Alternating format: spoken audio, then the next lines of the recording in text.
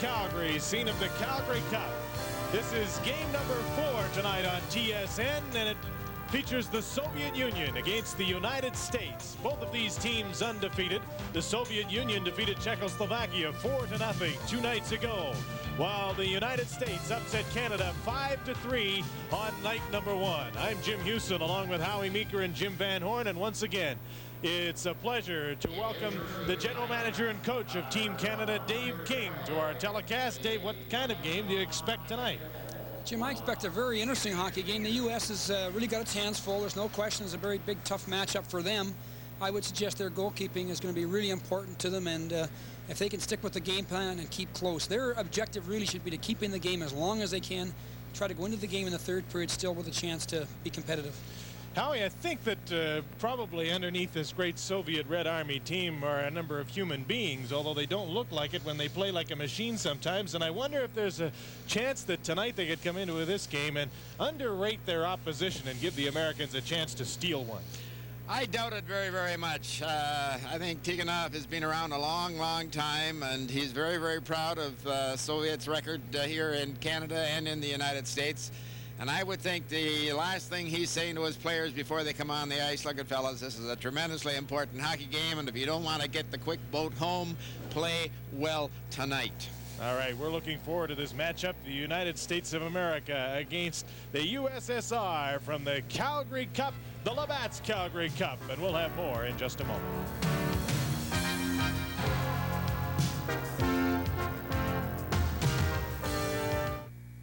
There's heart in this land, it's there in all we do. That's why hands across this country reach for the blue. And when we get together, it's a taste that's clean and true. So when you call, then you call for the blue. You know it's gotta be blue, that's why you call for the blue. That's why you Call for your blue. It's time to call for the blue. There is only one news magazine that views the world through Canadian eyes. Maclean's, the best-selling news magazine in Canada. This week, the focus is on Canada, as Maclean's reveals the results of the 3rd annual Maclean's Decima Poll. Canadians from coast to coast gave us their candid opinions on subjects from terrorism and free trade to sex and religion. How would you mark a report card on Mulroney? What is the mood of the nation? Find out what Canadians really think in Maclean's. Hello again from Hockey Control in Toronto. 8 games in the NHL tonight. The focus of attention, the Adams division. Hartford and Montreal tied for first. Boston and Quebec even in third. In tonight's action, Battle of Quebec. Canadians in a 1-goal lead when Michel Goulet got the Nordiques even with his 21st of the season on a power play. In the second, Montreal and Quebec City even at 1. Other early scores, Hartford leading Washington 2-0. Boston and St. Louis scoreless in the first. We'll get you caught up on the rest of the games in our first intermission from Calgary. Right now, back to Jim Van Horn. We're standing by, just about set to go here at the Saddle Dome for this game between the United States and the Soviet Union. Howie Meeker has some more thoughts on tonight's contest. Howie, the Americans and Canadians, for that matter, have been known to take retaliation penalties against the Soviets. The Americans tonight have to be careful because the Soviets can take advantage of them at any time. Well, yes, you can, and here we have a perfect example. This is the game the other night, Team Canada with the man advantage and Team USA defending, Team USA in white. And you'll notice that Team USA does use the box, but they challenge the puck carrier all the time. Now, what will happen as this develops, as they challenge the puck carrier, look in the center of the ice, the slot area. The Soviets will move somebody in there, and he will get an excellent scoring chance because they can pass the puck. They'll put it right on the stick. There won't be any hesitation, and they'll be able to get the shot at the net. It will not bounce astray like that pass did. Now, if you flood the half of the ice that the puck is in and don't move out of that, the Soviets will do this. In this instance here, Team USA have flooded this half of the ice here with all their players. Team Canada have the puck, but now if this was the Soviets, this Team Canada player would move way, way over and receive the pass, and then it would be a 2-on-1 on the far side. They would not fool around in that half of the ice. They would not kill time. They would very, very quickly move it into the open half of the ice and take advantage of their skills in handling the puck and making passes and get the shot on the net. Folks, tonight, really, you're going to see one of the best power plays in the world in action. Thank you very much, Howie. The excitement is building here at the Saddle Dome. The Soviets and the United States ready to go at it. And we are set now for the pregame ceremonies. Here's Tom Tompkins. Ladies and gentlemen, the 15th Olympic Games Organizing Committee, the Government of Canada, the Province of Alberta, and the City of Calgary wish to extend a warm welcome to the Labatt's Calgary Cup, one of a series of 12 preview 88 sport competitions. Tonight, Game 4 features Team USSR versus Team USA.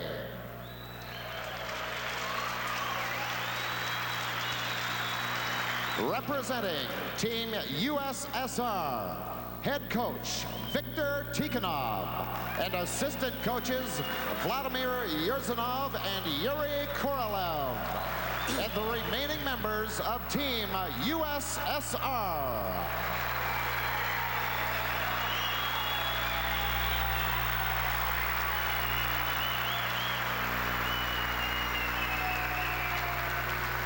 Representing Team USA, head coach Craig Patrick and assistant coaches Tim Taylor and Doug Palazzari, and the remaining members of Team USA.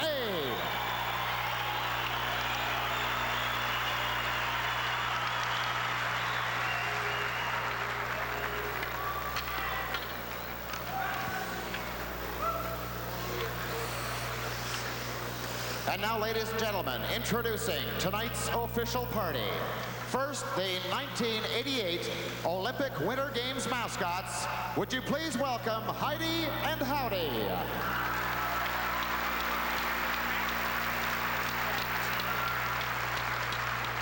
Also, would you please welcome the ice hockey program coordinator for Labatt's Brewery of Canada, Mr. Doug Kelcher.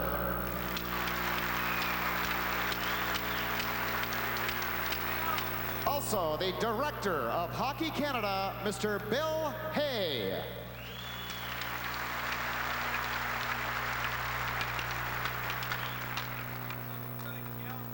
We will now ask Igor Larionov of Team USSR and Richie Dunn of Team USA to participate in the official face-off performed by Mr. Bill Hay.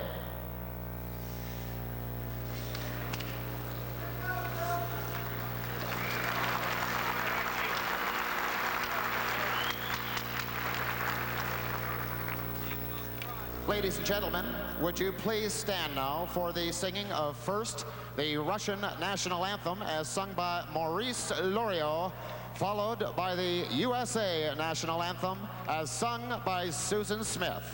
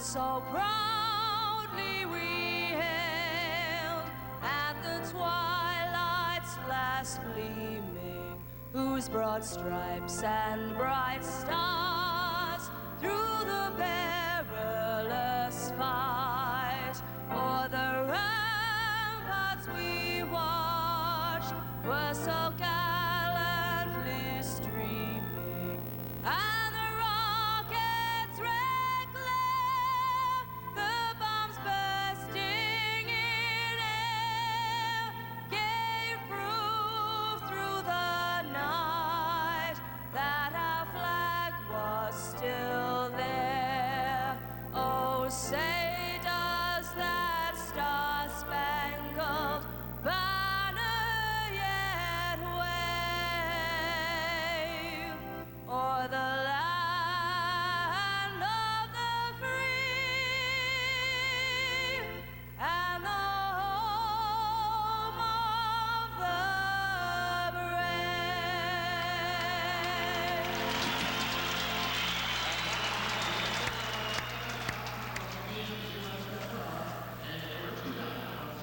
Say will exchange traditional gifts. It's the United States of America against the Soviet Union from the Calgary Cup in Game 4. These teams playing their second games, and both have a win with no losses so far in this tournament. The Americans, of course, upset Canada 5-3 in game number 1, and I have to think they come into this game with everything to gain and absolutely nothing to lose as they go up against the Soviets. As you look at their coach, Craig Patrick, Dave, they should be loose and ready to play. Well, they've got to be loose, Craig. You're right. Craig's got a great job here. He's got a team that's got nothing but good things to look forward to. If they play well, there's a real credit to them. So I'm sure it's a big factor in their favor, and they're going to have to come out and play a heck of a hockey game because this is a great Soviet team. Many of these players are looking at this as an opportunity to be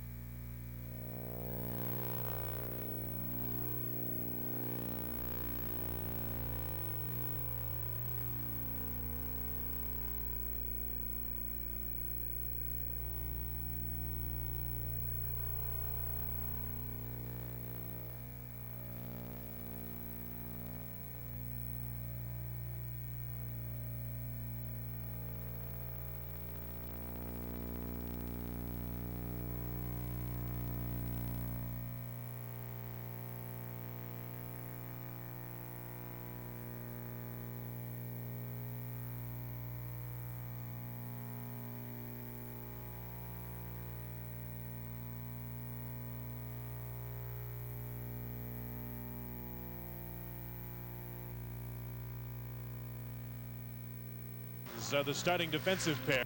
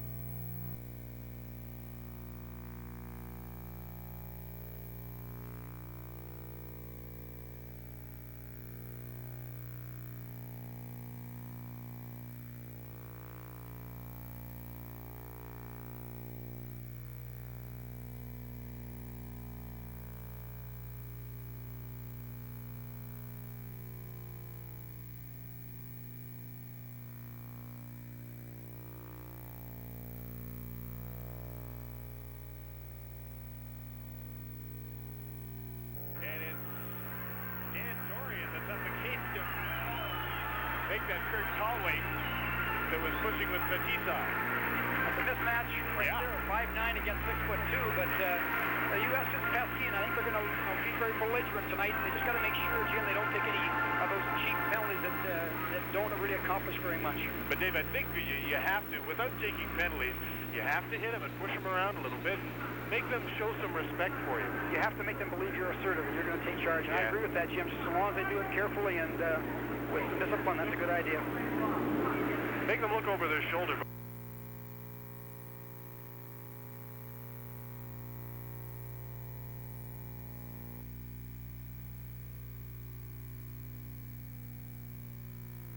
Scott Johnson is number 17, working on the boards in his own zone, trying to clear the puck. He gets it to Dan Dorian. The center on this line is Todd Chanel, number 10. And the Soviets, Starikov and Stelnov, moving back and forth, and then it comes up the middle to Bikov, number 27. Over the blue line, he holds up, the drop pass goes to the defense. Starikov's shot is just wide on the short side. Todd Chanel plays the puck around on the boards for 29-year-old Richie Dunn, who's been playing in Rochester, and the puck is moved to center. Vyacheslav Bikov plays the puck back in the point to Stelnov, number 4, intercepted. Dorian went after it. The Soviets get the puck back. Up the middle, here's Barnikov, number 19, drops it back, and it's shot over the net by Komutov, number 15. Behind the net, Bikov.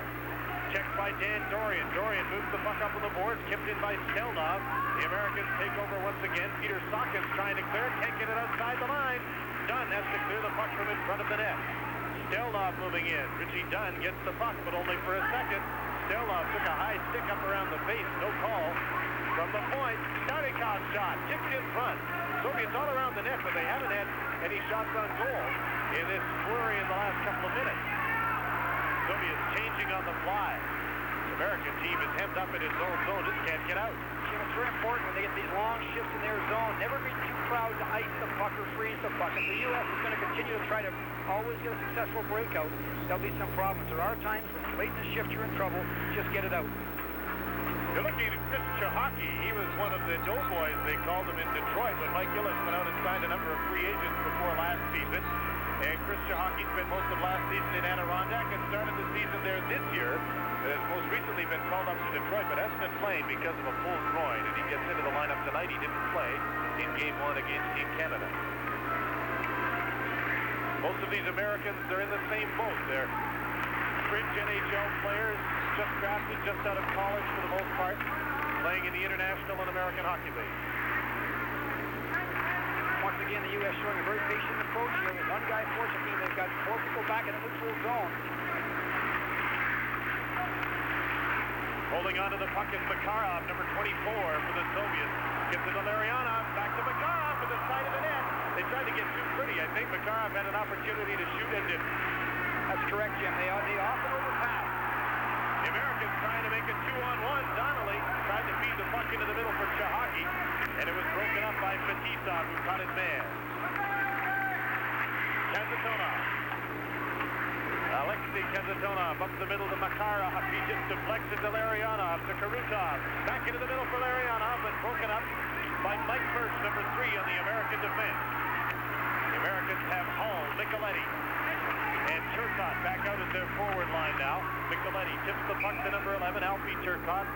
And the play is called as the puck was gloved ahead, I believe, with 14:22. And there's a penalty coming up, and it'll be against Makarov for high sticking. That's the call from Don Gaudet. Fred Hull took him out along the boards, and Makarov got a stick up there. And I guess they're both going to go out for roughing here, or high sticking. Fred Hull and Makarov, Sergei Makarov. He's a tough little guy. Makarov and Krutov, are not big people, Jim, but you rough them up and they'll come right back at you. They're not afraid to play an aggressive game, and this kind of play, when you get tough with them, doesn't bother them a bit. We apologize to you at home that are experiencing audio troubles. It's not your set. We are experiencing some troubles in our transmission from Calgary. The fellas are working on it. We'll have it fixed up in no time. Coincidental minor penalties. Don't forget this is international hockey, so they're playing 5 aside, including the goaltenders. Peter Sawkins is number 28 for the Americans, trying to move the puck up. There's an awful lot of room out on that ice surface now. Jim, against this team, you want to avoid the 4-on-4 because in 4-on-4, the real skilled players can stand out now, and you're forced to play better one-on-one hockey, and if it doesn't work out, you can really get some mismatches occurring on the ice surface. Soviets forwards are Seminov and Svetlov. Tatarinov is the defenseman, number 6, carrying the puck up with Pervukin. That's the 4 Soviet skaters as they circle in the American zone. Tatarinov with a shot, and he has probably got the best shot from the point on the Soviet team, but he didn't show it there. Dom Campanelli out on defense with Richie Dunn.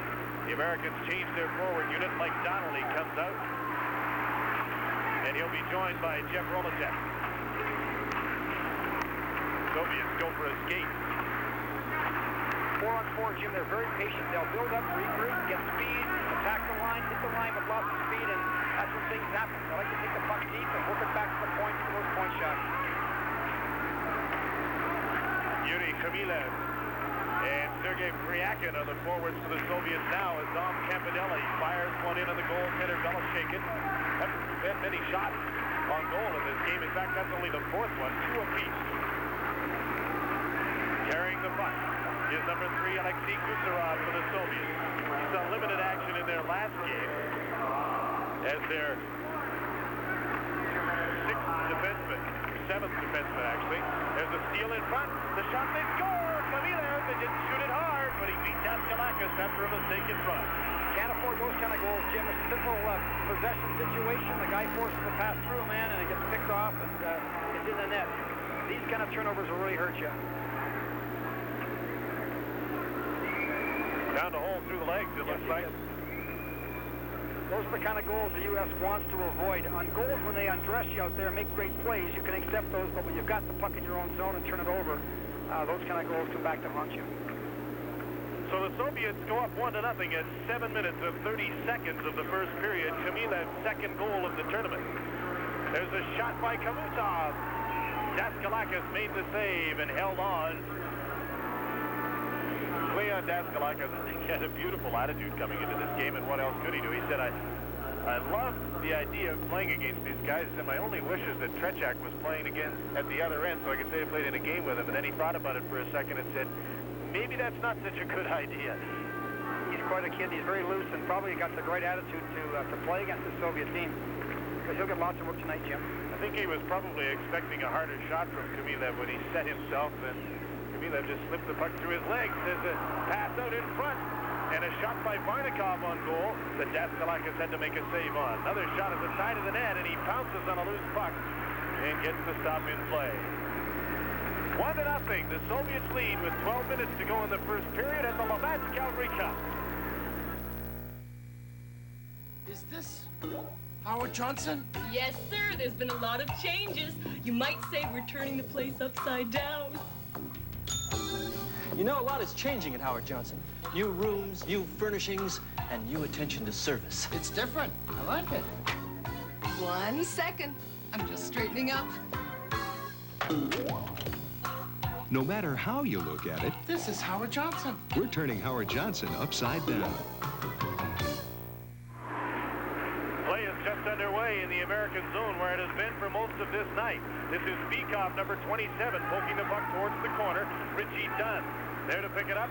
Over to Peter Sawkins, and he tries to clear it on the boards and now gets some help from Dan Dorian to move it to center. Making it a 2-on-1. Dorian takes the shot. He had Todd Chanel with him, and he banked the shot off a leg, and it didn't go to the goal. Bikov, number 27, up on the boards for Kamutov. There's Kamutov, number 15. Moving in front of the net, had Varnikov with him on the other side. In front, Daskalakis makes the save on Kamutov, who was cruising through the middle. He was coming in late behind the puck, and boy, the U.S. forwards have got to be a little bit more observant than that. He sneaks in here behind and gets a quick shot away, and great save by the goalkeeper. That almost made it 2-0, Jim.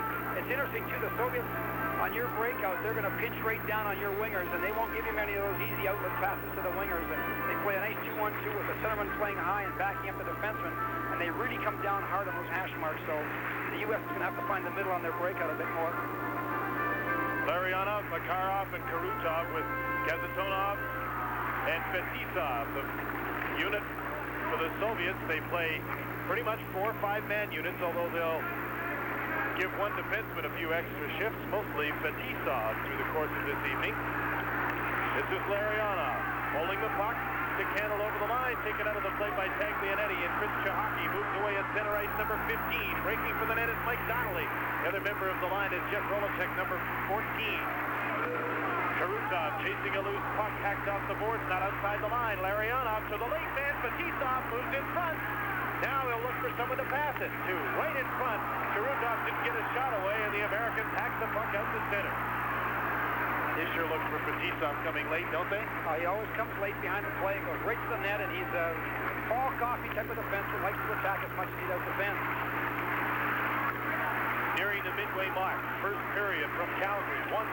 Soviets lead on Kamilev's second goal of the tournament at 7:30. There's going to be an American penalty as Kaminsky was high sticks, and I think it's Micheletti or Turcotte that's going to the penalty box.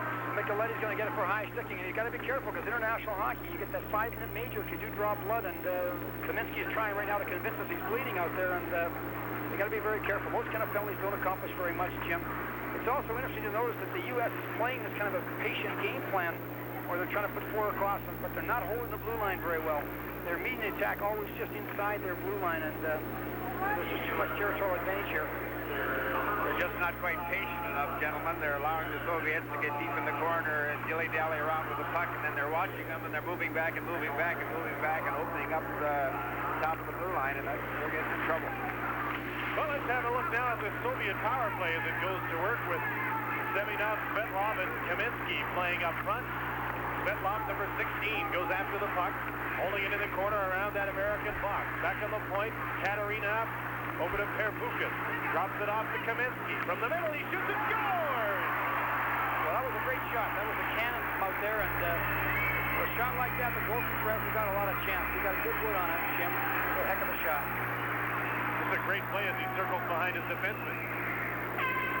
And then Kaminsky just drives it home. Well, they worked that 2-on-1 and just took the puck and close to the board, cut into the center ice, and there was all kinds of room down in the slot. He just walked in, teed it up, and let it go. And as you said, holy jumping, did he have something on it? So it is 2-0 for the Soviet Union. An even strength goal, now a power play goal. The challenge now, Jim, is for the U.S. to kind of stick with this game plan. Like when you're playing a very laid-back game where you're going to try to play defensive, and then they get two quick goals on you in less than about 10 minutes here, there's a chance for your players to want to look and get it back right away, and if you do that, they'll get more on you. Yeah. That's Kurt Galway's been pushed at Nemchinov. Galway, number 19, playing on this forward line with Ernie Vargas, number 21 on the left side, and big Max Mittendorf comes from the Quebec Nordiques organization at 6'4" and 195 pounds, playing the right wing. He's the biggest man on the ice. Racing after the puck is Nemchinov, number 21, right in front, shoots it. Daskalakis made the save, though he was down. The shot by Kazatonov is blocked, and Daskalakis holds on and gets the face-off. The U.S. has got to respect this outside speed. I think it's Dunn gets beat up here in about the red line, and the guy walks around him, and they really drive that middle lane hard, Jim, too. When the puck is wide, they always go hard. There's a sensational goaltender from the Soviet Union, Vladislav Tretiak, who's been very popular in town as he's been doing all sorts of autograph sessions and in his ambassadorship here. Tanya is his wife, who's traveling with him. You know that you're getting an awful lot of respect in the Soviet Union when you get to take your wife along with you, and he's also got a friend who's an interpreter with him. It's a major bonus. If Team USA doesn't get the pop, get the jump, and shoot it in and do some forechecking, Tretiak could play goal tonight. Beloshenkin hasn't had to do very much. The shots are now 11-2 in favor of the Soviets. They lead this game 2-0. Starikov moves the puck ahead. This is Komutov into the middle for the late man. Bikov at the side of the net trying to make a pretty play once again. And Starikov missed it at the side of the goal. Seminov and Perbukin drew assists on Kaminsky's power play goal at 10:20. That was the 2-0 goal. Barnikov, number 19, passed the puck to Bikov at the side of the net, turn to try and get control, and it's cleared by the Americans to center and down the ice. The Americans and the Soviets now change on the fly with 8:15 to play in the first period. Rolacek comes off the bench with Mike Donnelly. just went head over heels over his man Kalutov. And this is Chris Chahaki, number 15, in behind the net for Jeff Rolacek. Sends it out front. Cleared away by the Soviets from the point. Sean Cronin, number 5, tipped in front, just wide. Chahaki got a piece of that. Mike Birch on the other side, trying to keep the puck in. Good thing he got a piece of it, or Karutov would have been away to the races. There's an offside pass, and the play is called. Chahaki's a very exciting player, Jim. He played at Michigan Tech University, and he's got lots of speed, and he's an offensive player more than he's a defensive player. And he's a buzzsaw. This guy gets in there and forechecks hard, and if they let him go a little bit, he can be effective. Once again, we'd like to apologize to our viewers for the audio problems we are experiencing. They originate with our mobile unit. We are trying to fix them up and clear up this sound as soon as we can. 2-0. The Soviets are leading Team USA. 7:40 to play in period number 1 for the Calgary Cup. This is game number 4. The two unbeaten teams. The Soviet Union had a 4-0 win over the Czechoslovakians. The Americans had a 5-3 win over Team Canada on night number 1. Jim, the Soviets have figured it out now. They can see the U.S. is going to hang back and not forecheck, and so they're going to build up and get them standing still, meet them with some speed, and look for some breakaways to occur here. Because they're going to build up now and regroup a lot because the U.S. is standing still in that neutral zone, and you watch the speed come up now. Send a man flying in behind them. Let's see how that works. This is the line to do it. There's the drop pass. Makarov to Lariana. Moves in, passes it off. Karutov scores! What a pretty goal. It's a great shot, Jimmy. They used the top part of that offensive zone so well. A little drop pass. He walked in. All the coverage has gone deep and snaps it upstairs. A great snapshot, too. He didn't slap it. Snapped it upstairs, and a great shot. That's like picking the corners on those pieces of plywood that you cut the corners out for practice. He just put that in beautifully, didn't he, Karutov? Yeah, if the U.S. doesn't hold that blue line better than they are, like the 4 across is great, but you gotta defend the attack and meet it outside your blue line. If they don't, you're wasting your time playing 4 across. You might as well forecheck and go for it. Pat Micheletti put that pass through the crease. There's going to be a penalty. It'll be against the Soviet Union, Perfukin. And so Team USA will go to the power play, and they need one here at the Labatt's Calgary Cup. This season, the NFL is using Sony video equipment, Betamax and Trinitron in nearly every phase of its operation, even to help settle certain controversial calls. Betamax, with its sharp picture and super slow motion, and the legendary Trinitron TV. Now, you too can make the same call the NFL made and choose Sony. Sony, the one and only official video equipment of the NFL.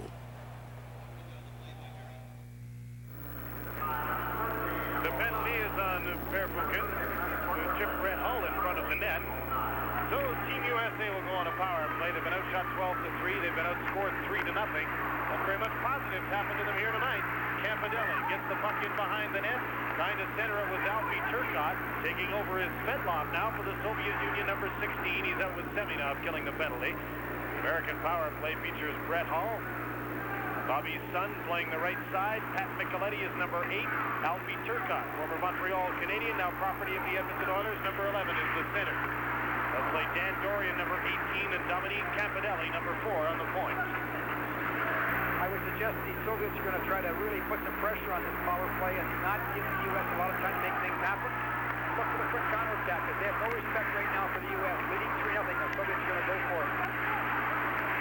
And it's only Seminov. Got around Micheletti, couldn't clear the puck though. Micheletti to Hull, back in the corner now for Turcotte, number 11. Checked from behind by Seminov and knocked down. Brett Hull, back to the point. Campanelli to Micheletti.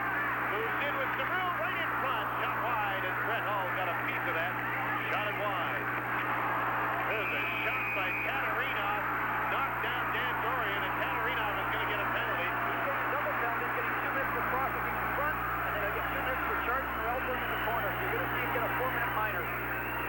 Jim, we talked about him in the last game, and you mentioned several times, and you were correct. He likes to play a very aggressive game, and he's just great. I mean, right now, he's playing very aggressively. He took a good cross check in front there, and then ran a guy in the corner with an elbow. You don't see that often with Soviet teams, but this guy, you see it all the time. He just likes to play like that. is an all-star at the World Junior Tournament on defense in Hamilton last season. There's the shot he gave Dan Dorian, a good one. Gentlemen, he's no bigger than half a minute either. He's got, what, 170 pounds? You're right, he's not huge. He's not huge height-wise, Howie, but I think he's got some weight. He's got that great aggressive nature, which is a good thing to see.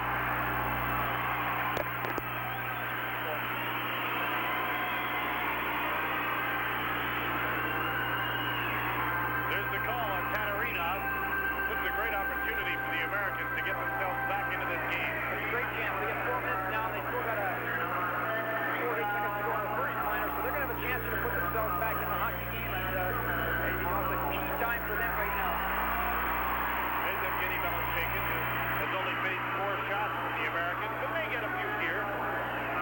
Soviets send out the defensive pair of Fetisov and Kazatonov, along with number 24, Makarov, to kill this penalty.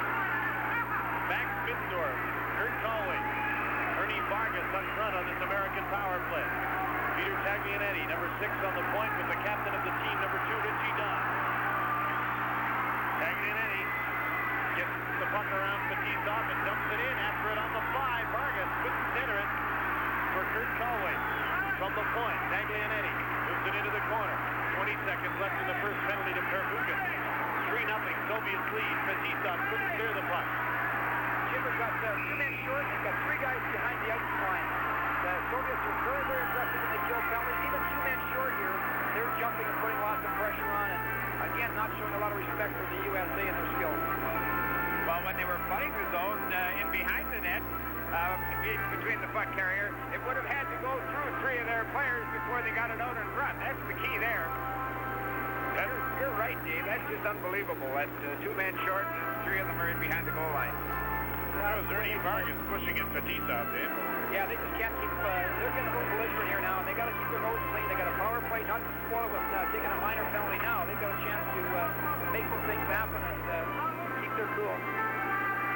We're talking about the power play there, Jim. They need to shut all the passing lanes off. You know, they jump and overplay, and if you don't find the seam to pass it through, it's not there. And very impressive. Americans win the draw. Richie Dunn takes the shot. Wide of the short side. Taglianetti is number 6 on the other side. Screen shot. Sent it into the side of the net. Jeff Wolochek couldn't tip it. Cleared down the ice by Starikov.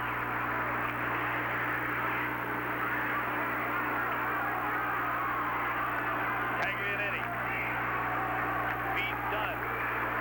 Pervukin's penalty is over. The Soviets are still 1 man short, though.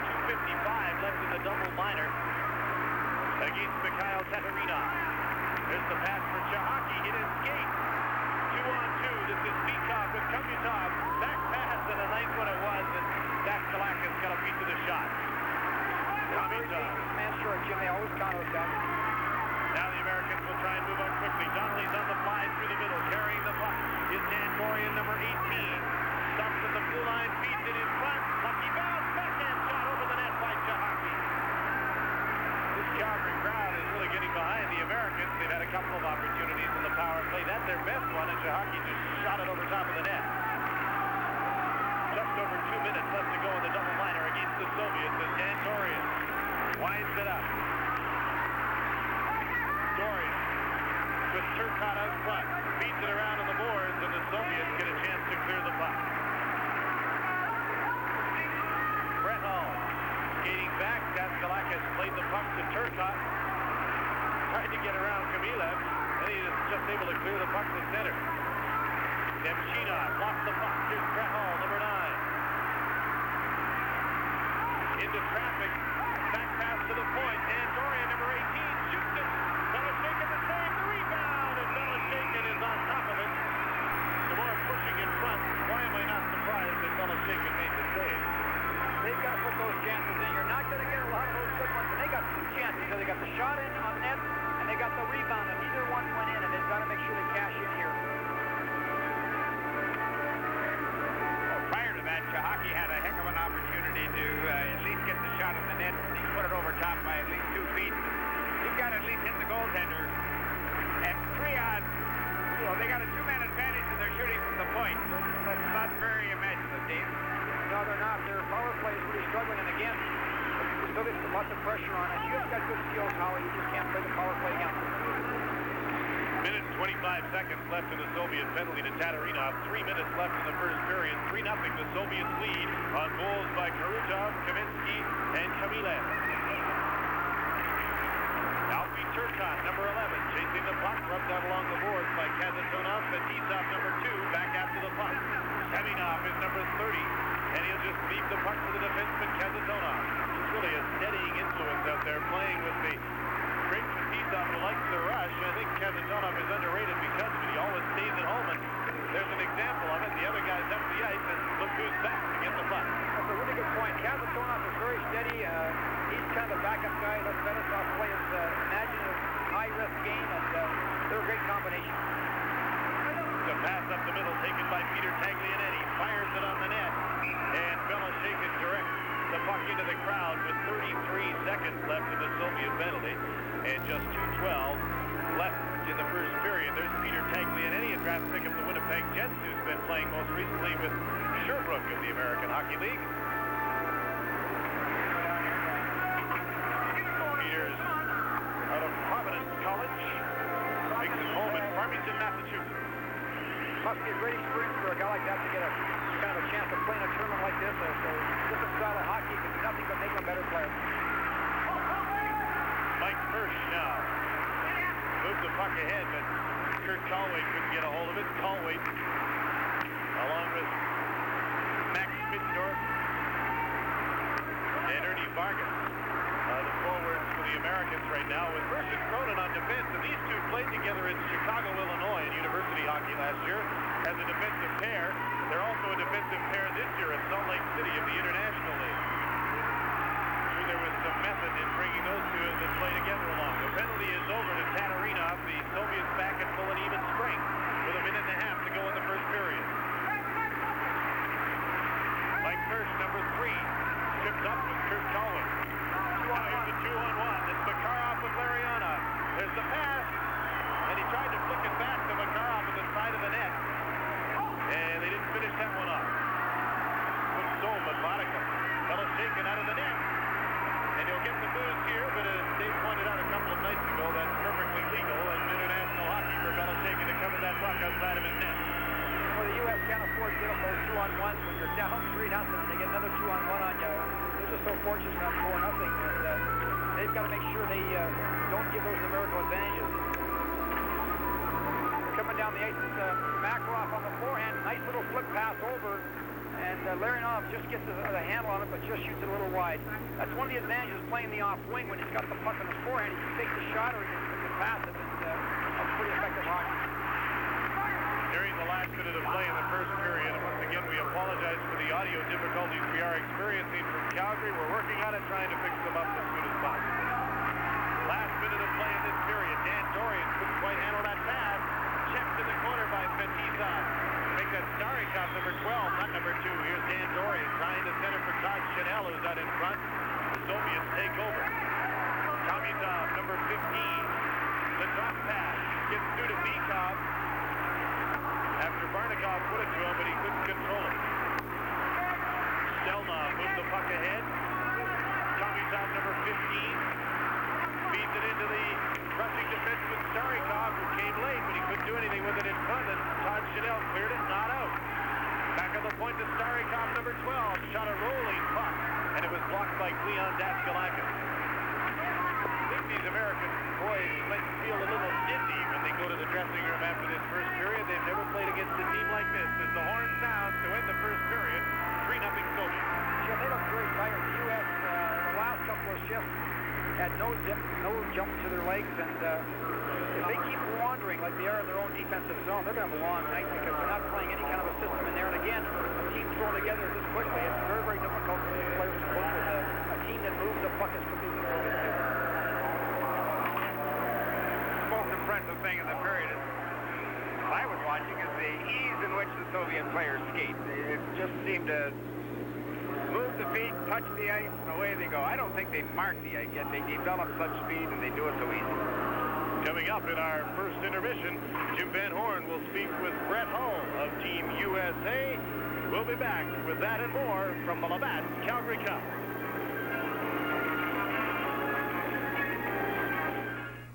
Computerland's Business Blitz is for small business. It'll even do my accounting. Big business. We can network. Even mom and pop. It's easy. And kid business. Wow. Save on your answer.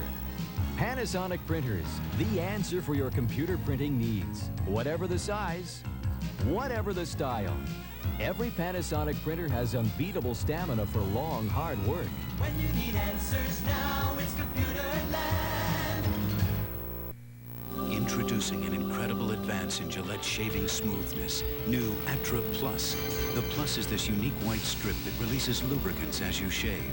You never felt anything smoother. New Atra Plus by Gillette, the essence of shaving.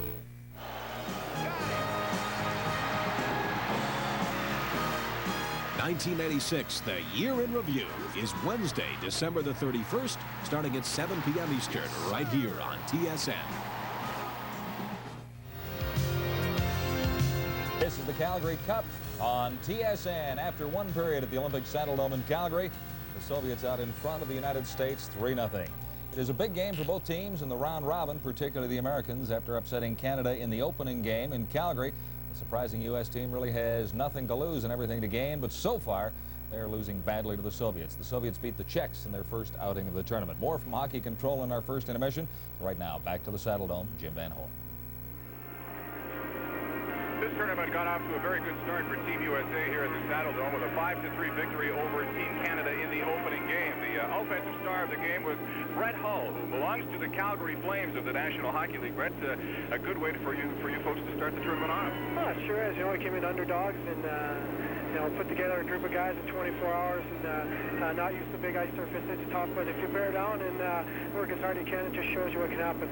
When you mentioned the fact that you were together for the first time in 24 hours, getting a team together on that short notice is difficult. It must be that much more difficult on a large ice surface. Oh, that's for sure. You know, a lot of these players from the American Hockey League and some of the rinks there aren't much bigger than the ones you play on in, when you were younger. So the getting together late and the big ice surface and all, may have even helped us, dig down a little deeper. Coming into the big ice surface is one thing. Playing against the Soviets is something else again. They look pretty impressive in that first period. Oh, sure. They skate so well, and they're so used to the big ice and in their great condition, and they've played together for years, and it's tough to beat them. And it's a close game yet, and we're not out of it. A lot of people were talking about you when the training camp opened here in Calgary. A lot of people figured that you were going to start the season with the Flames, and it hasn't quite worked out for you. But it's a good opportunity for you. This tournament is to showcase your talent because Cliff Fletcher's upstairs to watch you tonight. Well, that's for sure.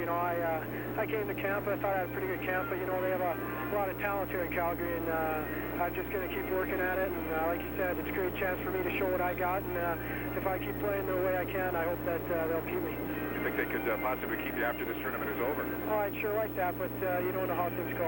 All right, let's talk about the tournament so far. You mentioned the fact that you were together 24 hours only before the thing started. Greg Patrick told us that he didn't know a number of the players. Did you know all your teammates before you got together? No, I didn't. I knew quite a few from when we played college, but a lot of them from the International League, and some of the guys that couldn't be released by their clubs didn't come, so I didn't know very many, but I knew a few. What about Team Canada? You're not playing for them. Are you disappointed kind of that you weren't selected to play for them? Oh, not at all. I'm a hockey player, and they didn't approach me, and Team USA approached me, and I was more than happy to play. Well, congratulations on your 2 goals against Team Canada in Game 1. Good luck the rest of the way tonight. You got your work cut out for you. Thank you very much. Brett Hull of Team USA. Calgary Flames own his rights in the National Hockey League. John Wells will update the NHL for you tonight. We'll be back shortly to the Saddledome in Calgary. When you're feeling up and your friends are near, you grab a little bit slate, 'cause it's your kind of beer. You grab a little bit slate right out of the ice, tastes smooth and light, it goes down so nice. Yes, it's the best slate right out of the ice. It's the best slate. TSN's Monday Night Hockey continues when the Montreal Canadiens visit the Boston Bruins live from the Garden. These Adams Division rivals always play a tough, physical brand of hockey, and we're looking forward to another great matchup. Last time these two teams met on TSN, it took overtime to decide the outcome. Join us Monday, January 5th for the Boston Bruins and the Montreal Canadiens. Live from the Boston Garden, it's TSN's Monday Night Hockey, starting at 7:30 p.m. Eastern. After one at the Saddledome in Calgary, the Soviets lead the Americans 3-0. This is the Calgary Cup on TSN. A tragic story in hockey late this afternoon. 4 members of the Swift Current Broncos were killed when their team bus crashed on an icy stretch of highway just outside of the city. The Broncos were en route to Regina for a Western Hockey League game tonight. There were several others injured, but none too seriously. Names of the dead will not be released until tomorrow. A couple of surprises at the World Junior Hockey Championships in Czechoslovakia today. Canada bounced Poland 18-3. Finland lost to Sweden 5-0. And the Czechs beat the Soviets 5-3. The United States an easy 12-6 victory over Switzerland. As a result, Sweden moves into first place, tied with the Americans and the Czechs. Canada and Finland next in line with 2 wins, a loss, and 1 tie. The Soviets are next in line at 2-2. In the National Hockey League tonight, 8 games. The big story is the race in the Adams Division. Going into action tonight, Hartford and Montreal are tied for first. Boston and Quebec are tied for third. And the action is heating up in Quebec City this evening. Let's take a look at some of the highlights. Canadians and the Nordiques on the ice at the Colisée. Canadians open the scoring, power play. Nice passing, Mats Naslund to Chris Chelios, 1-0 Montreal. Quebec on the power play. Michel Goulet gets his 21st of the season from Brent Ashton. That made it 1-1. On to the second period now. The Nordiques go ahead 2-1. Alain Cote to Jason Lafreniere. He beats Patrick Roy. And the Nordiques out in front 2-1.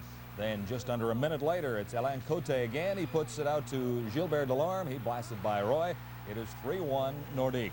Then Quebec pulls ahead 4-1. Trevor Steinberg scores his first with a nice slap shot from the hash mark. This makes it 4-1. Canadians have now added one more. It is 4-2. And they're playing in the third period at the Colisée in Quebec City. Quebec out in front of Montreal, changed that 1-2. Quebec leading the way. Other scores tonight. Hartford leading Washington 3-1 in the third. St. Louis in front of Boston 3-1 also in the third period. New Jersey giving Calgary all they can handle, 3-2 in the third period now. The Rangers in Pittsburgh are even at 2 playing in the second. Chicago leading the Islanders 3-2. And a couple of later starts tonight. The Red Hot Oilers in Vancouver against the Canucks. And the Flyers in Los Angeles against the Kings. Those games coming up later tonight. There are 2 bowl games underway in Anaheim. The Freedom Bowl, BYU and UCLA. UCLA into a 7-3 lead at the half. And in San Diego this evening, the Holiday Bowl, San Diego State versus Iowa. It is Iowa out in front by points, 7-6. They are playing in the first quarter. Football notes today, Alabama head coach Ray Perkins is talking to the Tampa Bay Buccaneers about the vacant job there. And the Los Angeles Rams' Eric Dickerson beat out the Dolphins' Dan Marino as the top NFL offensive player in 1986. This is the Calgary Cup on TSN after 1 period at the Saddledome in Calgary. The Soviets out in front of the Americans, 3-0.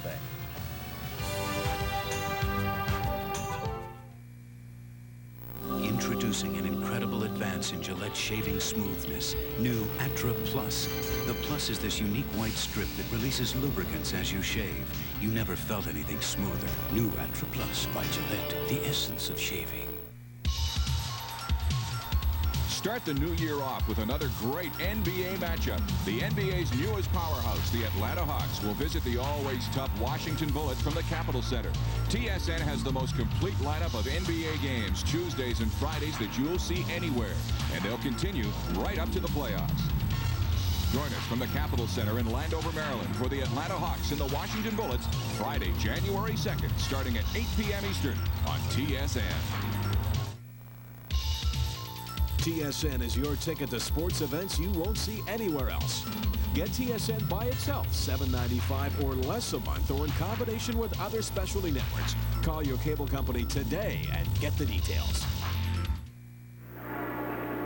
Team USSR scored 3 goals within 5 minutes of each other to take a 3-0 lead over Team USA after the first period here at the Saddledome in Calgary. Game 4 of the Calgary Cup. We're going to bring in Howie Meeker to take a look at some highlights after the first 20 minutes of play. Howie, we mentioned off the top of the show that the Soviets could take advantage on the power play, and they certainly did tonight.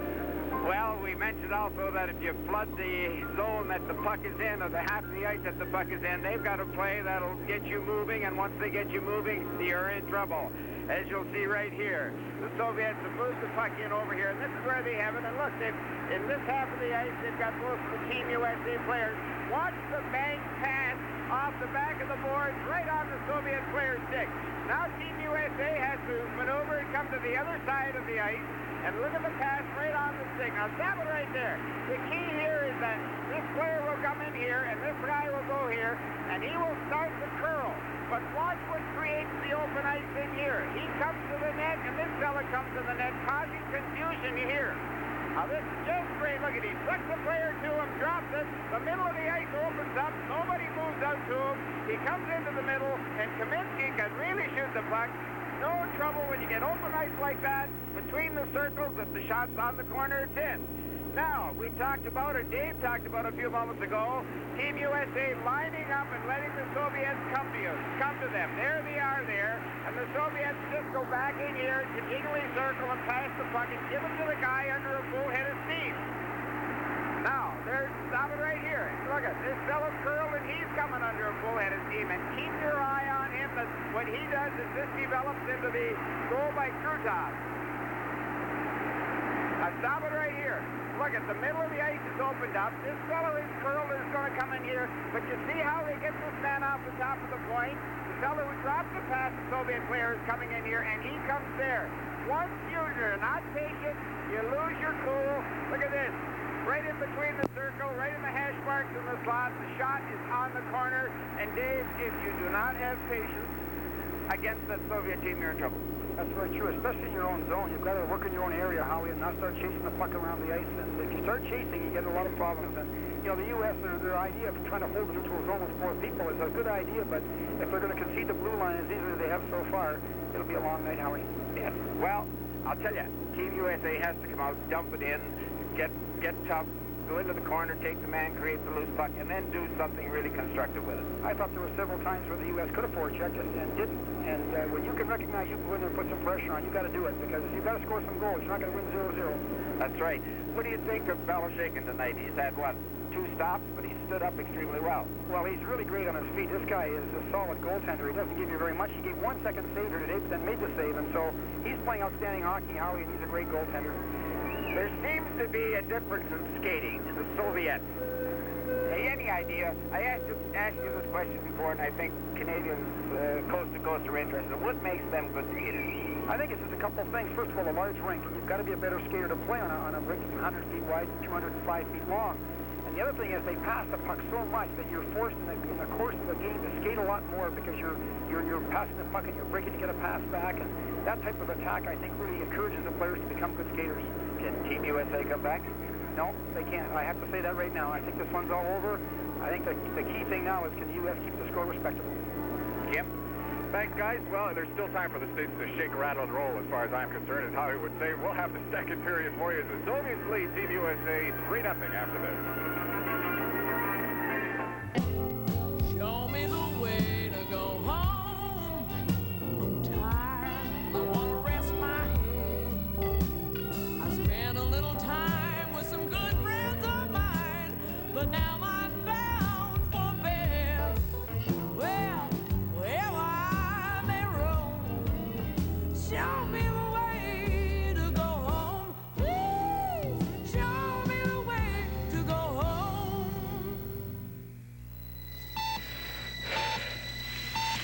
Racing and winning. The Canadian Women's National Alpine Ski Team. Husky, the official oil and gas sponsor of the team. Proud to be part of this world-class dream. So watch the Husky World Downhill and Supergiant Slalom from Nikiska, March 7th and 8th. Husky, proudly Canadian. 3 goals to tell you about in that first period of play. First of all, Yuri Kanilev from Koryakin, his second in the tournament at 7:30, made it 1-0. Valery Kamensky made it 2-0 on the power play from Semenov and Perbukin at 10:20. And then at 12:15, Vladimir Krutov from Larionov and Makarov made it 3-0 for the Soviets. outshooting the United States 16-8 in that first period of play. TSN's next telecast is back to the NHL on Monday, January the 5th. The Montreal Canadiens in Boston to take on the Bruins at the 7:30 p.m. Eastern start. Hope you can join us for that one. It should be a great hockey game. Time for the second period of play. The teams are psyching up their goaltenders, and we've psyched up our broadcasters upstairs. Here's Jim, Howie, and Dave. All right, Jim, the referee in this hockey game is done. Good day from Moncton, New Brunswick. The goaltenders are Belashekin for the Soviet Union, Daskalakis for Team USA. Dave, I got to ask you this question about Brett Hull as this period comes under just before this starts. He is a dual citizen, Canadian and American, and I wonder if it was ever, he talked about, people have talked about him, especially when he scored 3 goals against Team Canada the other night, whether he could have been on Team Canada. Was there ever any consideration of bringing him to your program? When he was playing college hockey at Minnesota Duluth, we did scout him and watch him play, but at that point in time, and I still believe it's true, his skating skills maybe aren't at the level you got to be at to play consistent international hockey. I like the way he shoots and thinks, but we just thought his skating wasn't there. And then, of course, after that year was over, he went and played with the USA team in Moscow, and so now he can no longer play for a Canadian team. Brett Hull is on the ice with Pat Micheletti and Alfie Turcotte to start the second period for Team USA. We apologize. We're still trying to fix our audio problems from Calgary. Please bear with us. The Americans chase the puck right out in front. There's the shot blocked by Belashekin as Richie Dunn tried to flip it in over top of it. Soviets got careless down deep, and the U.S. worked the puck out from behind the icing line. Quick pass, quick shot, and Belashekin moves out incredibly quick. I suppose that may be the only hope now for Team USA is that the Soviet Union does get a little careless here with a 3-goal lead and think that this one is in the bag. That's a good comment, Jim, and it often does happen. I'd like to remind all the fans watching this also that when the Soviet players pass the puck, 9 times out of 10, whether it need be or not, the first 10 or 15 feet is in the air. And the control that they display in passing the puck and getting it in the air is amazing to me. He taught us when I was with the Toronto Maple Leafs that every pass you make should be in the air. Make it in the air. Learn to make it in the air. Soviets, I think, follow that rule. Belashekin and Bikov facing off. Belashekin won the draw, and it was knocked into the corner. The Soviets take over, and here's Bikov, number 27. He's got a man wide open, and that pass was just tipped before it got through to Komitov. Richie Dunn. Played a season here in Calgary with the Flames. A couple of years back, has over 400 games NHL experience. He's on defense. There's the pass to Barnikov, and he shot it for the far corner and missed. Chasing the puck back in his own zone is number 4, Stelnov. Igor Stelnov. Stopped by Chris Chahaki. Chahaki and Stelnov go to the board. Ernie Vargas trying to come up with the puck. The U.S. is focusing a lot more aggressively now, sending in 2 or 3 people and trying to get the goal back to get back in the hockey game. Stelnov, centering pass, poked away by Dominique Campanelli. Out of Boston College, Campanelli passing the puck up on the board. Colway couldn't take it there. The Americans do gain possession. Ernie Vargas dumps the puck in, number 21. Belashekin clears the puck for Kaminsky, number 13. Off the board for Perbukin. His pass up the middle to Seminov. Has a man coming late. There's the shot. They score! A great lead pass to Seminov, and a little quick back pass to his winger coming in behind Seminov and Svedlov, and the next one goal. Great quick release of the shot too, Jim. They don't waste much time. They get a real quick release, and they're accurate shooters, and that's a nice goal. Nice little back pass right here. No one picks up Svedlov in behind, and it's in. The other man on the other side, Kaminsky, was open as well if they got it that way. He was coming in on the left wing open. He was wide open. He had 2 options right there, and it's pretty important the U.S. forwards are a little more active on their back and he's picking up the people behind the first wave of the attack. One thing about the Soviets, when they have those options, they always use one of them. You very seldom see that guy waste a shot. Take a shot at the goalie, he'll always pass it off, but more often than not. That's true. The goaltenders got to remember that. You're playing against the Soviet team in situations where you would expect a shot off and they'll pass. And so it is 4-0 for the Soviet Union, leading the Americans. Tatarinov is number 6. He passes it back, and that creates a 2-on-2 as Chanel takes over. Back to Scott Johnson. His pass for Campanelli, and the great skater came back to take away that opportunity as the pass came into the middle. Katerina, long shot. Daskalakis the save. Taglianetti for Dom Campanelli. Seminov and Perpuk can assist on Svetlov's goal to make it 4-0.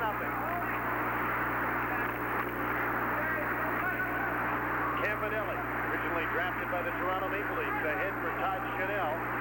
Back for Campanelli as the Americans try and move up. The shots on goal are now 19-9, and it's 5-0 as the turnover costs the Americans again. Well, once again, Jim, Campanelli makes a great foolish pass right across the zone. It's picked off. It's in the net so quickly it's all over. Twice now the U.S. has had the puck in good control, turned it over, and both times improved and scored. You just can't afford those kind of turnovers in your own zone. Looks like at the start of the second period that the Americans came out with some stiffness of forechecking, but a couple of mistakes and a good Soviet play, and it's now 5-0. Priakin, number 14, got the goal. Sergei Priakin from the wings of the Soviets to make it 5-0 USSR. Svetlov plays the puck back to Kucherov, number 3 on the Soviet defense, in behind his goal. Long pass up the middle. Kamilov, number 8, with a long shot wide of the net. Bounces into the hands of Daskalakis, and he'll hold on. 5-0. The Soviets lead the Americans from the Labatt Calgary Cup.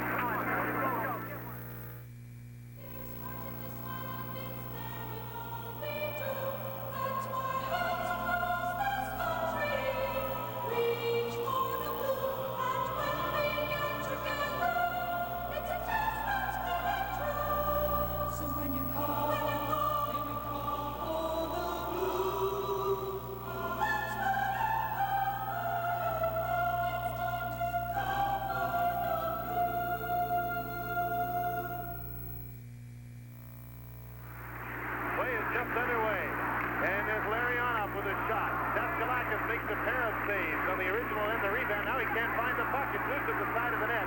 The Soviets Makarov trying to center it. The Americans take over, and Jeff Rolacek shot the puck to center. 5-0. USSR leading this international hockey game on TSN. I'm Jim Houston with Howie Meeker, Jim Van Horn, and our special guest Dave King, the coach and general manager of Team Canada.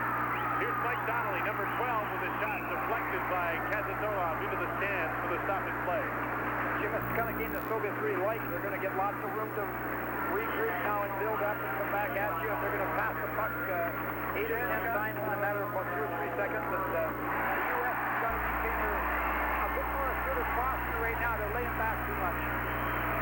Saving grace for you at home, and that's you that are watching this. And I can sympathize with the Americans that are in big trouble in this game, but it certainly is fun to watch this Soviet machine as it gets worked up and moving the puck around. Any fan who appreciates skills, you know, you're going to see a lot of good skills tonight. There's a shot for Belosheikin to handle. I was a little surprised that Belosheikin started tonight. I thought this might be an opportunity for Tikhonov to go to Milnikov, the other goaltender. I agree with that, Jim. I was surprised, too. I thought they would start Milnikov and give Belosheikin a night off, but I guess he's playing so well, they want to go with him all the time. This is Kamutov dancing into the American zone. Number 15, back to the point. There's the shot. Blocked by Daskalakis. That shot from Starikov, number 12 at the point. Jim, I like your term dancing. That's exactly what he did. Great balance there. Missed the check and avoided it. Great quickness. Pass back to the point. Max Bitzdorf breaks it up. Youngest player on Team USA. Dumps the puck in. Belosheikin clears it blindly, and Vargas was there to take it off the boards for Team USA. Sean Cronin came in and threw a hit, but the Soviets still have the puck. Starikov to center. This is Varnikov, number 19, carrying the puck in over the line. There's the Americans backed up for across the line one more time. Seminov checks to the line, and the Americans will come up with the puck. Kurt Kalwake with the shot off the board. Mike First moves up to keep it in on the right wing. Scott Johnson came in and threw the hit that knocked his man down. And there's going to be a penalty on the play, and it'll be against Team USA. Scott Johnson, I believe, will go for the hit that he threw in the corner. Took a pretty good run there, and I think he's going to get called for charging or boarding, and that didn't really help very much. And Jim, it's into the U.S. attack right now. They're getting Just shots that are long shots, wide shots, nothing really to it. And, if they don't get more penetration on their attack, they aren't going to find very much here tonight. Johnson didn't realize until just a second ago that he had been called for a penalty. So the Soviet Union will go on the power play. Here's the hit by Johnson, who comes in late, and he hit Pervukin and decked him, knocked him into the board. I'm sure it was satisfying at the time. Yeah, of course, put your man short, and that's going to be tough right now. These Soviets are wound up, and they're really, when they get going like this, they start to really move that puck, and they kind of enjoy it. It's a little bit of practice for them at their puck handling and their passing, and they can be devastating. 5-0 they lead. The time of the penalty is 5:22. Here's a 2-on-1 for the Americans, right in front by First.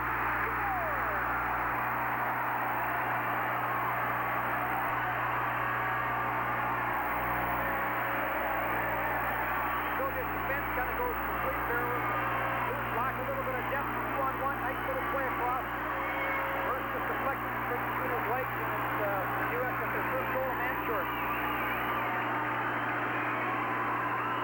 Here's a look at it from up top. Dan Dorian to Mike First. Got a second little poke at it between the legs of Evgeny Beloshekin. That ends a streak of over 200 minutes of shutout goal for Beloshekin going back to the Izvestia.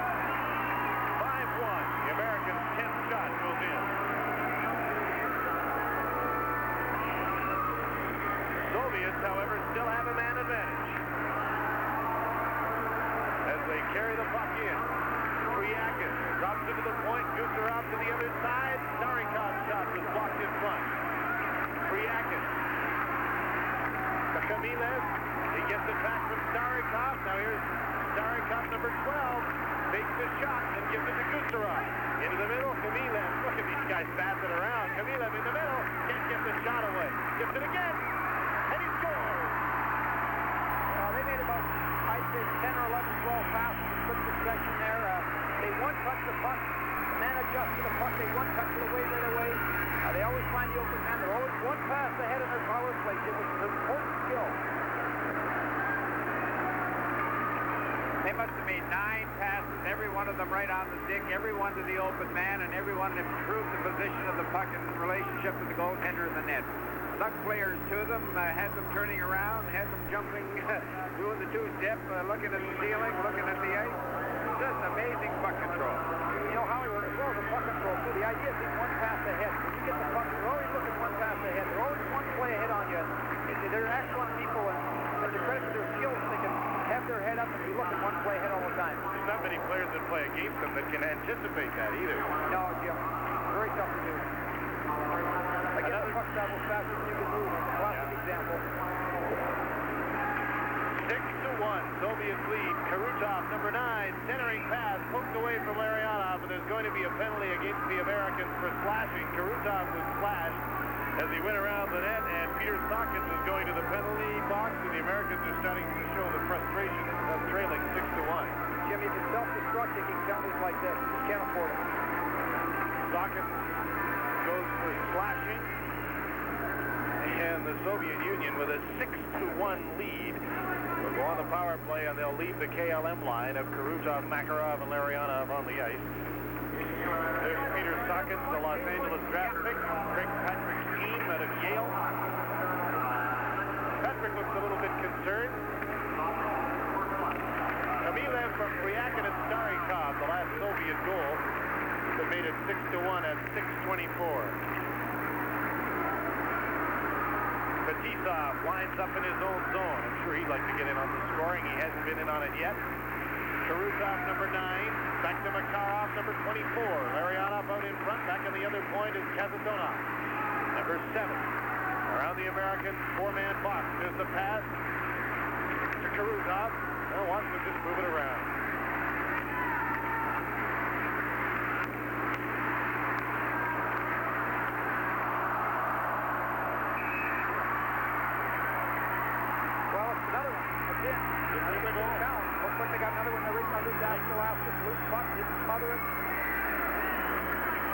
Looked like he had it as they played tic-tac-toe with it again and just moved the puck around beautifully before they put it into the net.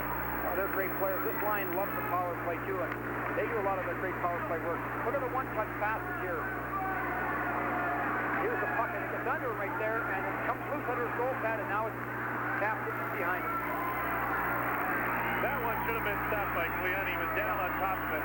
He should have had the puck. He had it smothered and popped it. I believe after the top of the show, we said, folks, you're going to see one of the greatest power plays in the world, and the last 2 goals the Soviets scored. Just their picture perfect. They're classics in puck handling and anticipation. And as Dave said, they're one move ahead as the puck is coming to them. They realize the open man on their team has touches their stick and it's gone to them. They don't receive the pass, then look for the pass receiver. It's their 3rd power play goal of the night, and it is Makarov that got the power play goal. 7-1, the Soviets lead. Here's Bikov, number 27, for Seamak in his first shift of the night. Alexander Seamak, the 20-year-old, who hasn't been used yet this evening, but everybody will get a chance to play now as Kurt Conway takes the shot that's deflected into the stands. The shots on goal are 24-10 for the Soviets, a 7-1 lead. There's Kurt Conway, who's been playing in the International Hockey League with Flint, and the way things are going tonight, he might wish he was playing in the eye this evening. It has not been the kind of night the Americans thought it would be. No, I think they were hoping that their strategy of being very patient was going to pay off, but now they're behind the 8 ball. Now all they're thinking about is let's keep the score under 10. I know the feeling from previous experiences against this team, and it's not a good feeling when you watch your team. There's Seamak with a pass into the middle, intercepted. And Kurt Conway, number 19, moves back the other way. Conway steered into the boards by Starikov. And there'll be a penalty called behind the play. I think Don Gadet's going to help the U.S. out a little bit here. I don't think it was really a penalty, but he's going to make it 5-on-4 and give the U.S. a chance to get on the score sheet again. High sticking is the call against Starikov. The last goal for the USSR was scored by Makarov, and Tisov and Larionov assisted on the power play at 7:35. They get goals a minute and a second apart as Starikov goes to the penalty box for high sticking. Starikov's a real steady hockey player. You know, he plays with the Red Army team all year long, and he's considered to be a real steady kind of a guy. Not a great offensive player, but always the kind of guy you can count on. He's played now for the national team for 4 or 5 years, and excellent player one-on-one defensively. You just don't beat him. The Americans to the power play. They have Alfie Turcotte out with Brett Hull and Pat Micheletti. Pat Micheletti is the brother of Joel, who is the defenseman in the NHL, mostly with St. Louis. And an icing call against the USA. There's Mikhail Tatarinov, number 6 for the Soviets, the 20-year-old who likes to play rough and tough. Uses a stick a lot, too, this guy. Jim, I'm not sure who drafted this fellow in the National Hockey, but somebody drafted him last year. He's the type of player, if you ever get him out of there, he'd be a great player in the National Hockey League. Washington Capitals drafted him. Chances are pretty slim to going from Moscow to Washington. Long ways apart.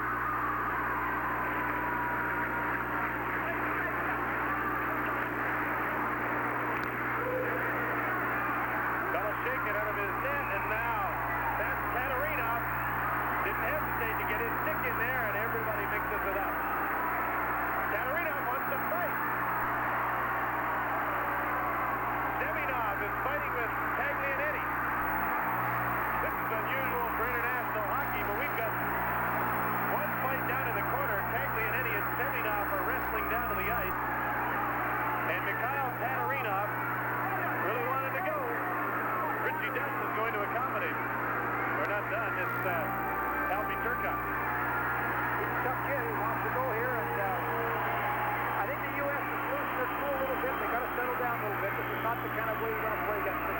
Here's how it started with Pat Micheletti on Belichick. He kind of bumps the goalie when Smirnoff comes in and takes objection to that, gets the stick up, and all of a sudden they got a war going on in the corner there.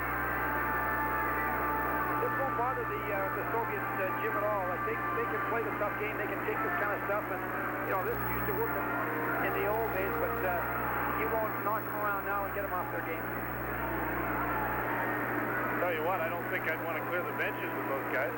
They're some big boys. We take for granted that they're not big and tough because they don't play that kind of game in terms of fisticuffs. But I dare say if you wanted to invite them to the dance, so to speak, they'd accommodate. They'd arrive and they'd dance pretty well with you, I'm sure, Jim. And now we're going to have some penalties here. We're going to get above you 3-on-3 where they got lots of ice to work with, and you're going to pay the price because you just can't play these guys on a big rink with only 3 people.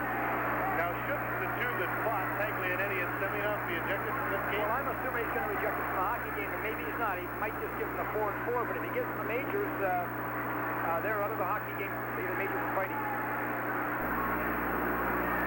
The water bottle just thrown down to Cleon Daskalakis. It almost looked, and I think maybe some of the Soviets thought it was being thrown on their bench, but it just went by to the goaltender. As you look at Mikhail Tatarinov. And there's Viktor Tikhonov holding court. They will be telling their players to keep cool now and not to get involved in that kind of stuff. He likes lots of discipline with his team and doesn't like that kind of stuff to happen very much. Do they coach much by committee on that team? We were talking about this the other night. I know that Tikhonov has quite an entourage of coaches that he has with him, but is he the main man?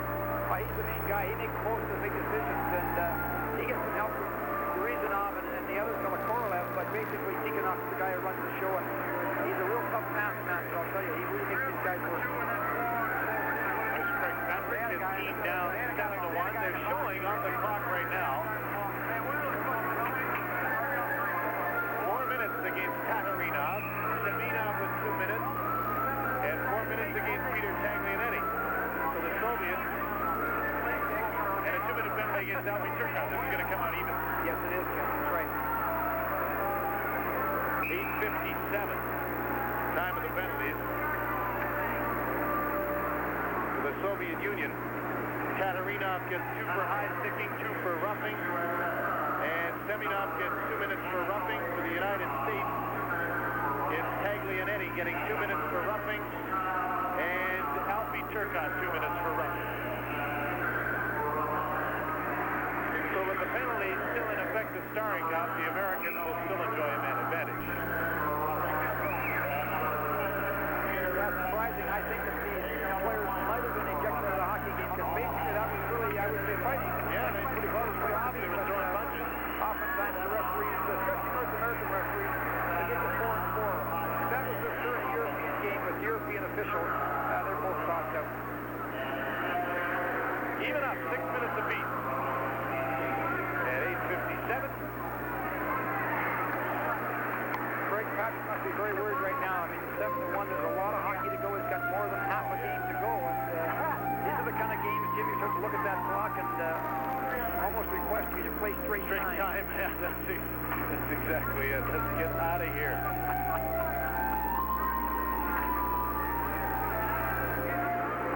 They'll play 3 against 3. This is not a lot of fun playing 3 against these guys because if you ever get a mismatch on the ice, you have a lot of problems. Look at the guys. Makarov, Fetisov, Kazatonov, and here's Makarov going up the middle, which he does. He's got to stay with him and did. Kazatonov drops it off for Makarov. There's the other guy, Fetisov on the other side. Back into the middle, Makarov on his backhand, right in front. Stopped by Cleon Daskalakis. From the point, Fetisov shoots it. Blocked. Kazatonov. Back to Fetisov. Knocked away. Here's a chance for a breakaway, but he won't escape Kazatonov. Brett Hall shoots. Blasted wide. You can see right there that Brett Hall's got the big shot, but if he had a really good set of wheels, he could have maybe got a better chance to score than that. Peter Sackett moves up, dumps the puck into the corner.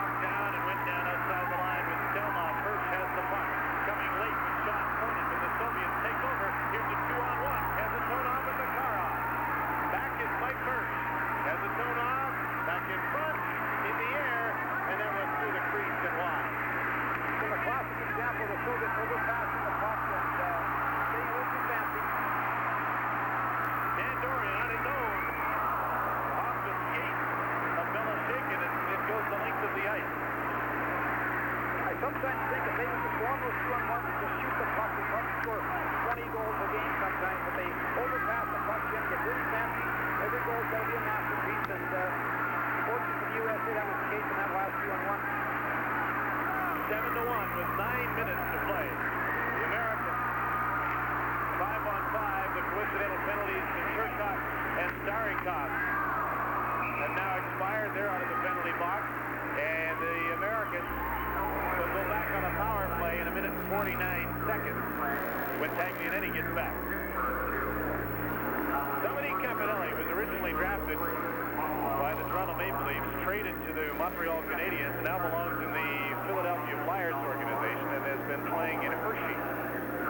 Like most of the players on this team, he is 22 years old. Most of them are 22 and 23. Gee, this tempo of hockey would be very, very quick compared to where he's playing in the American Hockey League. And it's interesting to watch the U.S. now. They're under real short shift hockey because they're not, the kids aren't used to playing this pace. They look very, very tired.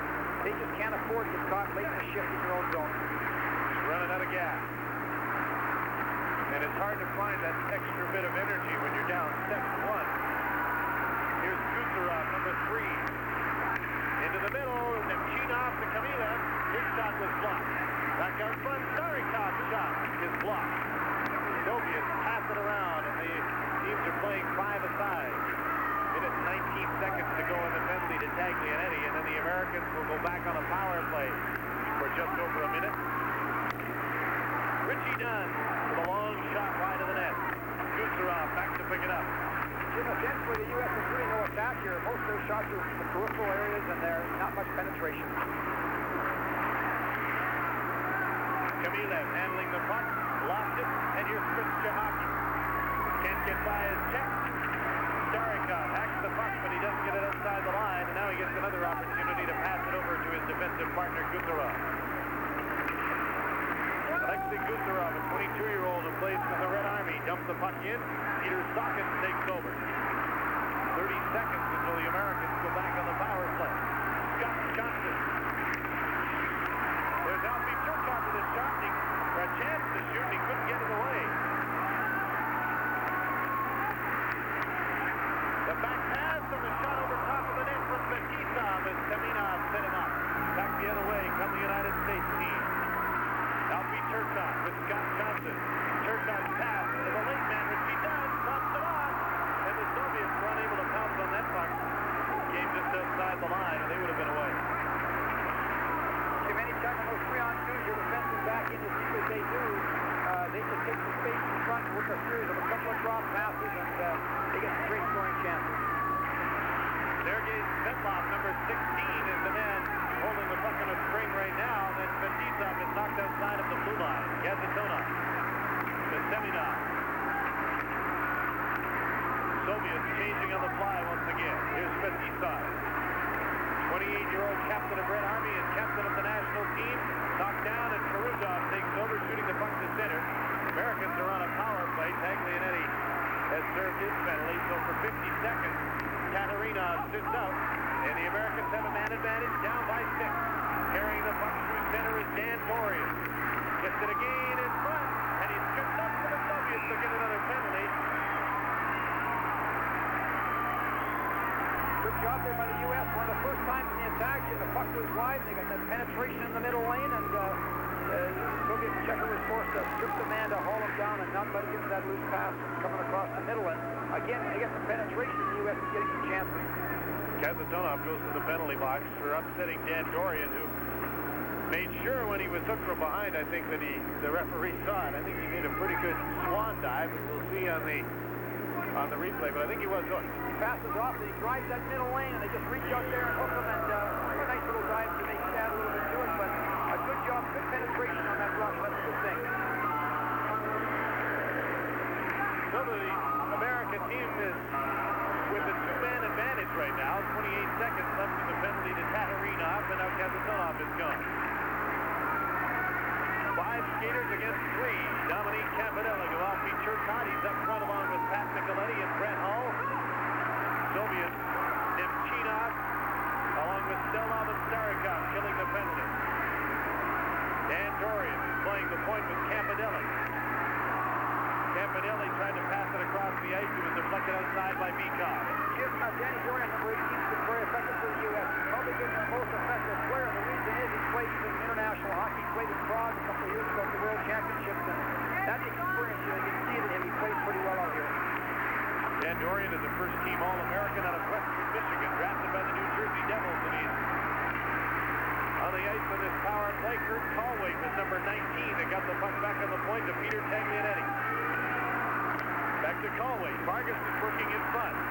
One penalty is over as Richie does shoot. Belichick and with cat-like reflexes lifted up his blocker to make that save. Taglianetti in front. Blocked. And here's Kamilev for the Soviet Union. Number 8, Kamila spins. Tries to find Nemchinov. Now he finds the late man Fetisov it is. Or make that Perfukin, but his play was broken up. 26 seconds left in the Soviet penalty. The shot from Mittendorf is deflected wide, and Kamila sends the puck to center. 4.5 minutes left in the second period from Calgary. The Soviets lead 7-1. Jim, it's interesting to see that the U.S. attack is all carrying the puck. Very few passes up the ice. Very few of those quick lead passes. For the Soviets, great lead pass the puck very quickly. Some of that you can attribute, I'm sure, to not being together as a team. They just haven't worked as a team before. Very true. The team had its first practice 24 hours before its first game. Soviets are back at full and even strength as the penalty has been served to Kazatonov. Taglianetti clears the puck in his own zone to Kurt Conway. Katarina back on the ice. We'll keep an eye on him because I'm sure some of the Americans took his number.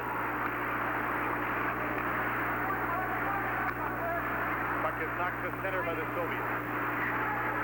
Mike Mersch touches the puck and it's an icing call against the Soviets. 3:30 to play in period number 2 on GSN. You're watching the Labatt Calgary Cup.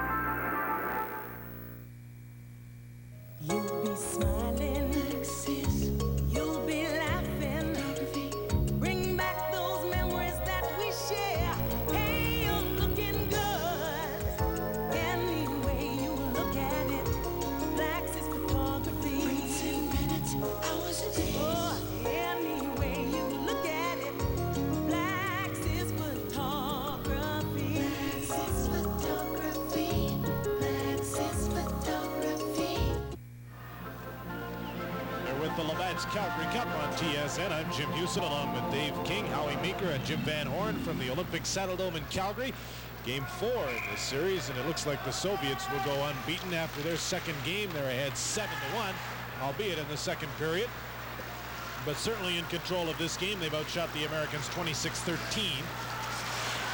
Here's Makarov for the great play through the middle to Krutov, and Daskalakis made the save. What great speed they showed. That play starts back in the right back in their defensive zone. Makarov and Krutov exchange sides to build speed. They come up the wing with lots of speed. They drive that middle lane hard. Great fake on the outside. He walks around the corner like he was just standing still. They cross here, build speed. He comes up the wing here and gives us a real nice little outside fake and then steps inside here on the defender right there. Whoa. The middle lane's been driven by Krutov right there. Great chance. Shot off the faceoff is blocked by Cleon Daskalakis in the American goal. Here's Mike Donnelly trying to send Chihaki away down the right side. He's checked and there's a penalty coming up behind the play. It's a slashing call. And I'm sure it came well back of the play. Two players were coming up the ice, and I believe it's Mike Mersch that's going to go for slashing. See, those kind of penalties are just unforgivable in a game like this because you're down 7-1 and you're on the verge of being embarrassed here, and this fellow takes a slashing penalty behind the play. It doesn't do a lot of good. It's hard, though, Jim. I mean, I feel for the players, too. The frustration levels get pretty high, and people can lose it once in a while, but you just can't do that because you're just penalizing your team. You might feel pretty good about it, but your team doesn't. Another power play for the Soviet Union. They've scored 3 times with a man advantage tonight, and they've only had 4 opportunities. Hey, Krutov will just go for a skate out at center to get organized here as they'll go back and build, as you pointed out earlier, against that 4-man wall that's across the blue line. Here's the open man. Fetisov shoots and scores. Oh, unbelievably beautiful. Cat and mouse game. Folks, watch this. I can't believe it. It's an excellent goal. Once again, a power play. Nice little soft pass by Larionov, you know, with Fetisov coming in behind, and no one picked him up. The forward on that side wasn't aware he was coming in late. Watch the soft little pass. 17 chases across here, doing somebody else's job, and Fedosov walks in and just cranks it right down in the lower left corner. Excellent shot. The goaltender, no chance at a shot like that from that range. 4 for 5 on the power play, and there's that silly slashing penalty behind the play that comes back to haunt Team USA, and they're down 8-1. Now here's a chance. Todd Chanel breaks in all alone. Beloshakin makes the save. Chanel showed good speed to get away and get the breakaway, but the great young goalie made the stop. He showed some great speed in that. Once again, the Soviets sometimes, you know, they get the defenseman up in tight and they lack a little depth, and that quick lead pass there really sprung them, and they got a good chance on goal.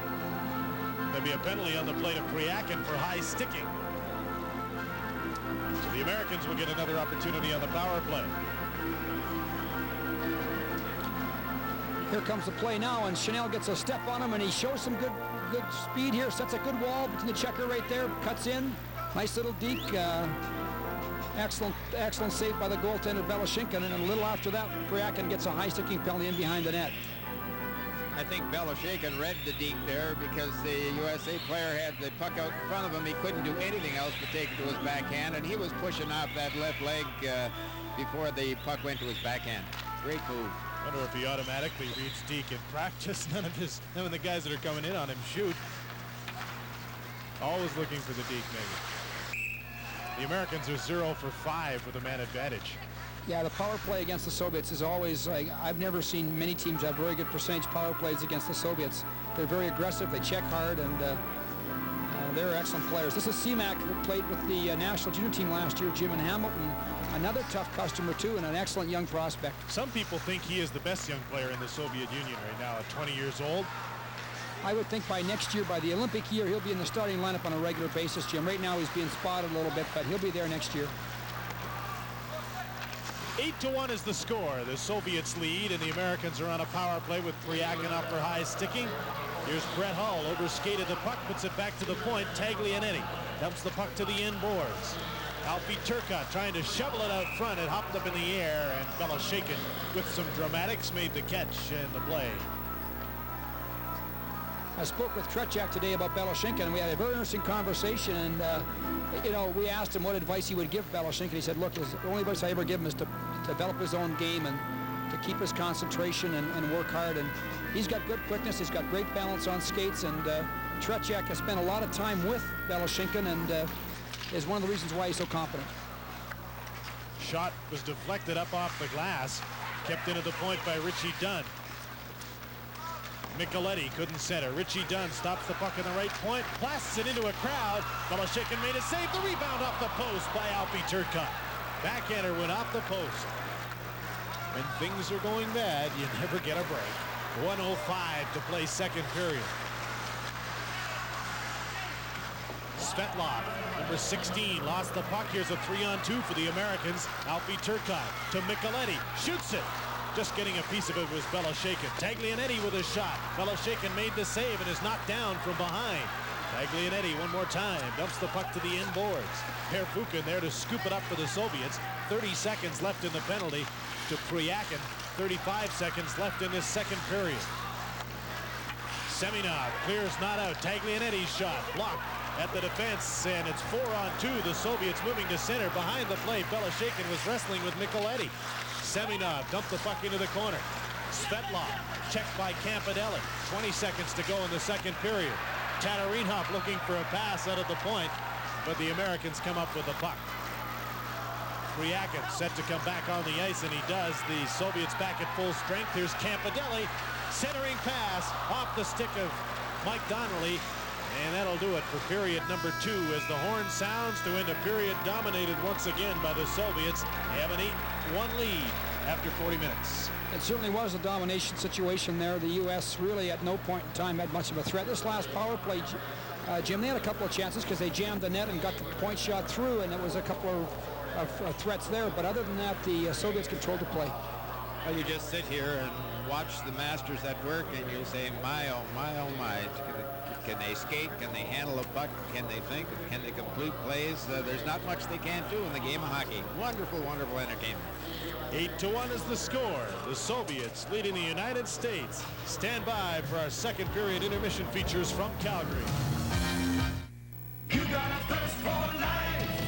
you put more in, you get more out. You got a thirst for life, and the more you put in, the more you get out. This fight's for you.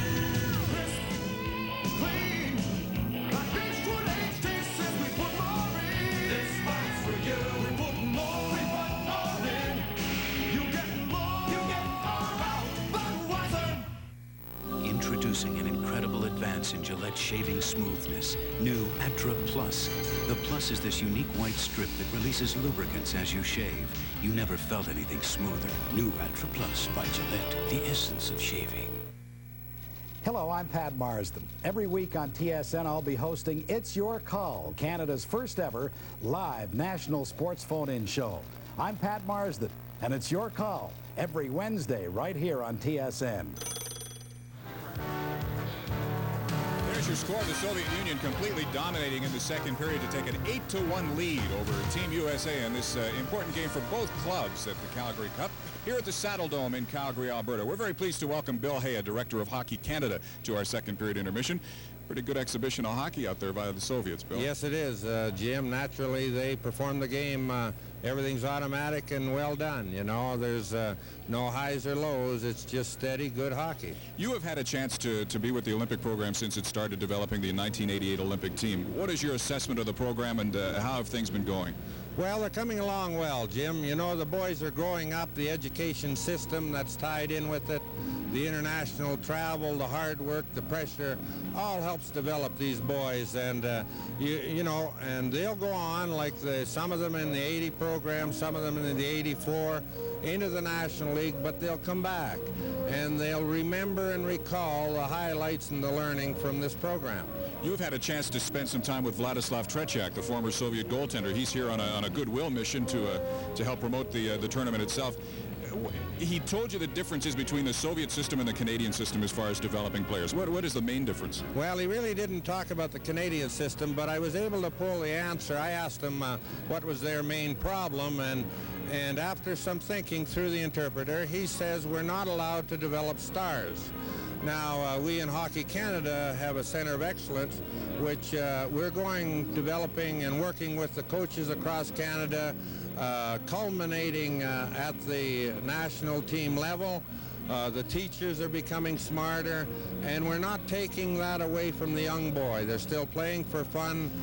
We're going to work on the midgets, the under 17, under 20 at the national camps here in Calgary. But our system, and Canada has to realize it, that North America, they enjoy stars. They enjoy the Gretzkys, they enjoy the Lanny McDonalds, the Jean Beliveaus, and really that's part of our system. I was happy to be able to find that answer out from him. Okay, what are the chances of having our stars, the Gretzkys and the McDonalds and the like, playing in the Olympics in 1988? There's been a lot of talk about the chances of pros playing for Canada here in Calgary. Well, our team and the national team and the program and Hockey Canada are very close to the National League. And the Calgary Flames here in Calgary are, for one, really supportive of our programs. You can see the players that are playing on the U.S. team. I think Canada will work with the team during the Olympics the same way the Americans are going to work with their team. Bill, we're out of time. I just want to take the opportunity to congratulate you, all the people at Hockey Canada, for the fine job that you've done developing the Olympic team, and I think they've done us proud this year, last year, and we look forward to 1988. Thank you very much, Jim, and the best to you in the new year. Thank you. Same to you, Bill. Bill Hay of Hockey Canada, one of the directors. There's more to come from Calgary, and we'll return right after this. Lake Placid, 1980. Sarajevo, 1984. Calgary, 1988. A Royal Bank report on the 15th Olympic Winter Games. Work is nearing completion on the downhill slopes at Nakiska at the foot of Mount Allen. On the ski jumps, the luge, and the bobsled runs at Canada Olympic Park. On the magnificent Olympic Oval, the world's first indoor speed skating arena. It all takes careful planning, especially financial planning. The Royal Bank is involved. We're an official sponsor. We're involved with the marketing of tickets. We're involved as a supplier of financial and corporate services for participating countries. We're here on behalf of our customers. We'll be here until the last medal is won, until the notes, the last anthem fade away. We think it's important. Ticket applications are at all Royal Bank branches. After 2 at the Saddle Dome in Calgary, the Americans getting a bit of a lesson in the game tonight as the Soviets lead the way 8-1. This is the Calgary Cup on TSN. In other international action today, Canada had a much better day, but still some surprises at the World Junior Hockey Championships in Czechoslovakia.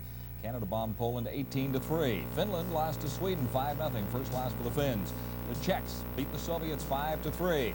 And the United States an easy 12-6 win over Switzerland. As a result, Sweden moves into a first-place tie with the Americans and the Czechs. Canada and Finland next in line, 2 wins and a loss and a tie. The Soviets are at 2-2. That's at the World Juniors. A tragic story in hockey late this afternoon in Western Canada. 4 members of the Swift Current Broncos were killed when their team bus crashed on an icy stretch of highway just outside of the city. The Broncos were headed for Regina and a Western Hockey League game tonight. Several others on the bus were injured, but none too seriously, according to RCMP reports. Names of the dead have not yet been released. In the National Hockey League tonight, 8 games. The best story is in the Adams Division. And going into action tonight, Hartford and Montreal tied for the top. Boston and Quebec tied for 3rd. We have some video from Quebec City, where the Nordiques hosted the Montreal Canadiens tonight. Canadiens off to a good start. Chris Chelios opens the scoring in the first period, making it 1-0. Then the Nordiques come back on a power play of their own. It is Michel Goulet, his 21st of the season, from Brent Ashton. Goulet gets Quebec even at 1. Now on to the second period. The Nordiques go ahead 2-1. Alain Cote to Jason Lafreniere. He beats Patrick Roy, and Quebec in front to stay at 2-1. Just under a minute later, Cote again, this time to Gilbert Delorme. His blast beats Roy, and 3-1 Nordiques. For good measure, Quebec pulls into a 4-1 lead. Trevor Steinberg scores the first goal in his NHL career, making it 4-1. Canadians got back to 4-2, but the final reads 6-3. The Quebec Nordiques over the Montreal Canadiens. So the Nords win the Battle of Quebec, at least on this evening. Some other scores. Whalers get goals from Evason, Francis, and Deneen for a 3-1 victory over Washington. St. Louis out in front of Boston 4-2 in the third period. The Flames came back. John Tonelli gets the game winner, 26 seconds to play. His second of the night for a 4-3 win over New Jersey. The Rangers now out in front of Pittsburgh 5-3. And Chicago and the Islanders final now 5-3. Later games tonight.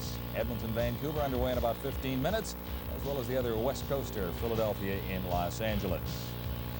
And a couple of bowl games this holiday season. In Anaheim, the Freedom Bowl, BYU and UCLA. They are playing in the fourth quarter now.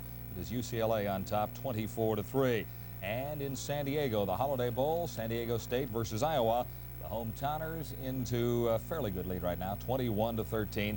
That score is at halftime. And a couple of other notes from football today. Alabama head coach Ray Perkins talking to the Tampa Bay Buccaneers about the vacant job there. Some reports indicate he already has the position. This is the Calgary Cup on TSN. After 2 periods at the Saddle Dome in Calgary, it is the Soviets well in front of the Americans, 8-1. They'll continue after this.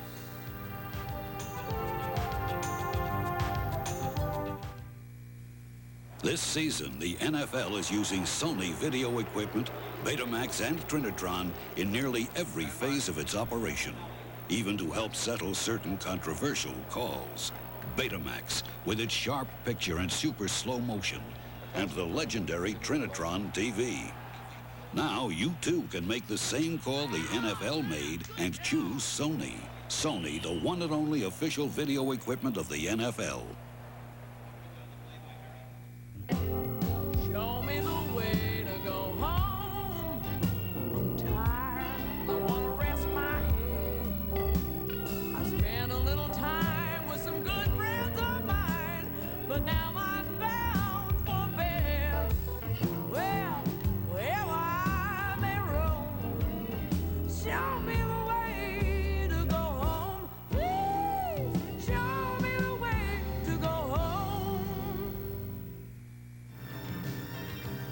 Yes, Virginia, that is the correct score. The Soviet Union is leading the United States by a score of 8-1 after 2 periods of play. Michael Mersch scoring the lone American goal to break the Boleshakin shutout string, but that's not enough, obviously. Howie Meeker has joined us with some highlights, and they're all Soviet highlights. Howie, all goals coming on the power play, 3 in a row late in the period. Well, I don't know about you folks, but I certainly wanted to see this again. I really did. It's 3 of the nicest power play goals I've seen in a long, long time. And as Dave King, sitting here with me a few moments ago, said, look, if you play them aggressively out on the points, they put the man in the slot. And that's what they've done here in the middle of the box. They'll pass this puck 7 times before they put it in the net. And every pass except that one there is right on the stick. There, stop it right there. There's the man in the slot. And most of the times now, I would think National Hockey League players would shoot the puck, but nope, that's not quite enough. One more pass here. Right back to the man who was in the slot, and bang, it's in the net. You cannot allow that man to get in the middle of the box and stand there. Someone has to really come back and get him. The next one is very, very similar. The Soviet players going to Team USA players. Well, here, they have the puck in this area here, and watch how they take people out of the way. This is the key again. Just stop it right here. Look, again, they've got the man in the middle, and they've got the box nice and small, but the puck has to go over this way. I'll bet you that's where it goes. Right on. Stop it here. Now look at it. There, right in the middle, home free again. USA players coming back to get him, but has to be standing there with them. Now they draw people to them. They get the Team USA over on the one side. That's not, they got them where they want. Now they'll get them running. They break them up, force them to go to the other side, and stop it right there. Look, this player, USA player, had to, at this point in time, skate into that man right there. He forced him to pass the puck. He took himself right out of the play, and all that happens now is here and here, and he's home free. Right back to him. One more pass, and it's in the net. Unbelievable the way they move, the way they force you to them, and the way they can get the puck to the open man on his stick with him something constructive to do. Now, one more, and this is just a dandy. Team USA lined up here across the blue line, and the Soviet player has the puck here, and watch what's happening. Here's the guy that's going to put it in. They know he's there. And gains the blue line, an in-the-air backhand pass, another in-the-air backhand pass, and Fedosov doesn't make any mistake from there, just puts it right in behind the net. Dave, how do you stop him? Well, first of all, don't take penalties is the best bet, Howie. And of course, what happens when they got a great power play like that is that your team goes out, they can't play as aggressively as they like to play because they respect the power play so much. So having a great power play, I think, can take the opposition and kind of diffuse them a little bit, and they get you playing a game that's not assertive. Jimmy? Thanks, guys. I would imagine that Team USA really is not looking forward to the third period of play, but they will play it trailing the Soviet Union by a score of 8-1. 20 minutes of hockey to go from the Calgary Cup in Calgary. Back after this. You'll be smiling, sis. You'll be laughing. Bring back those memories that we share. Hey, you're looking good. Any way you look at it, Black's is photography. Printing minutes, hours and days. Oh, any way you look at it, Black's is photography. Black's is photography. Black's is photography. Spend your New Year's Eve with us. There's twice the excitement. At 3 o'clock, the Baylor Bears meet the Colorado Buffaloes in the Bluebonnet Bowl live from Houston, Texas. Then live at 8, a classic confrontation between high-power offense and staunch defense. Florida State meets Indiana in the All-American Bowl. First up, the Bluebonnet Bowl. Baylor and Colorado at 3. Then Florida State meets Indiana in the All-American Bowl at 8. It's a great way to usher in the new year. A gaggle of goals scored in the second period, most of them by the Soviet Union. Sergei Svetlov making it 4-0 from Semenov and Pervukin at 1:43. Then Sergei Pryakin made it 5-0, an unassisted goal at 2:54. Michael Mersch scored the only USA goal of the period to make it 5-1 from Dorian and Turcotte at 5:37. And then 3 straight power play goals for the Soviets. Kamilev from Pryakin and Starikov at 6:24. Makarov from Fetisov and Larionov at 7:35. And Fetisov with his first goal of the series from Larionov and Kazatanov at 17:24. Shots on goal again dominated by the Soviets, 13-8, 2-period total, 29-16. TSN's NHL coverage resumes on January the 5th in the new year. 7:30 p.m. Eastern, we'll be in Boston to bring you the game between the Montreal Canadiens and the Boston Bruins, an Adams division matchup. But to the business at hand, third period set to get underway. Let's go upstairs to Howie, James, and Dave. Listen, guys, I think one of the reasons that their power play, the Soviets' power play, and their 5-on-5 units work so well is because they use 5 men that work together all the time. They know a defenseman like Fetisov's coming late, but they play these 5-man units all the time. We don't. Why doesn't it work over here? Have we tried it? Is there a reason? I disagree with them. They could take any 5 players on any unit of 5.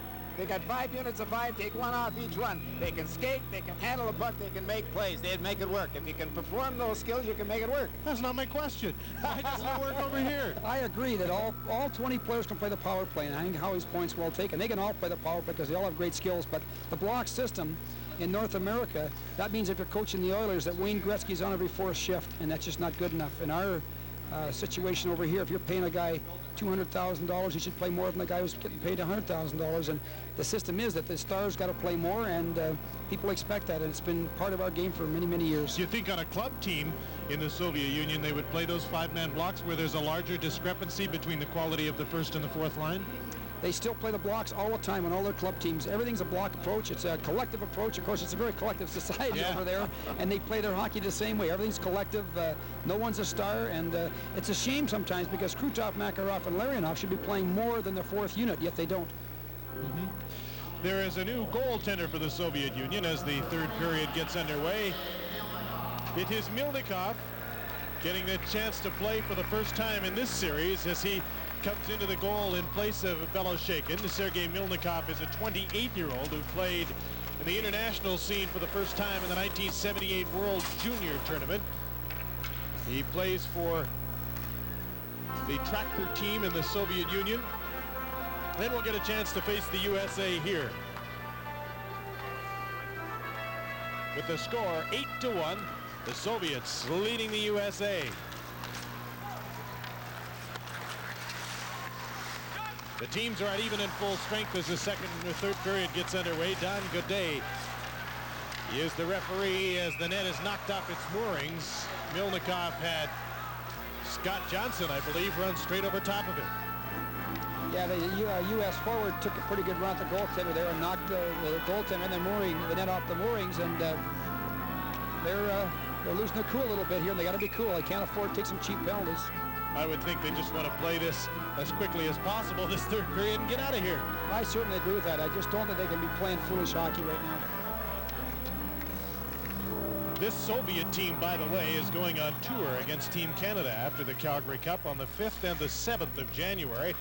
Hockey fans around Hamilton and Ottawa take note. On the 5th, you can see Team Canada against this very Soviet team, and in Ottawa on the 7th. Those will be very interesting games for our guys. We're looking forward to that. They're tough games, and their games are difficult to win, but boy, you can get a lot from them, and certainly improve our team in a hurry, Jim. Exactly. You only get better playing competition that's better than you are. Larionov with a pass to Krutov. He tried to feed it in front. Larionov takes over again as he had to go back for the puck to Krutov, number 9. Fetisov in deep in the U.S. zone. And the puck is knocked outside the line to center. Makarov puts Larionov in by himself.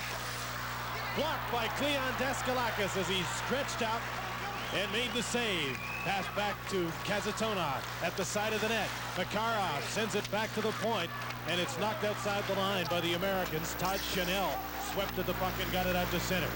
Americans make changes on the fly as the Soviets move in. Makarov drops it off. Kazatonov shot in front. On the fly, and there was Kamensky, but he was checked. Kamensky after the puck. Now here's Semenov, number 30, with the long shot deflected by Campidelli. And Peter Taglianetti takes over for Team USA. Long pass to Max Mittendorf. Now up the middle, here's Kurt Calway to Ernie Vargas. His shot goes into the corner. Mittendorf, who has a couple of goals in the NHL this season with the Quebec Nordiques. The big man in front of the net is Ernie Vargas of the Montreal organization, tries to center.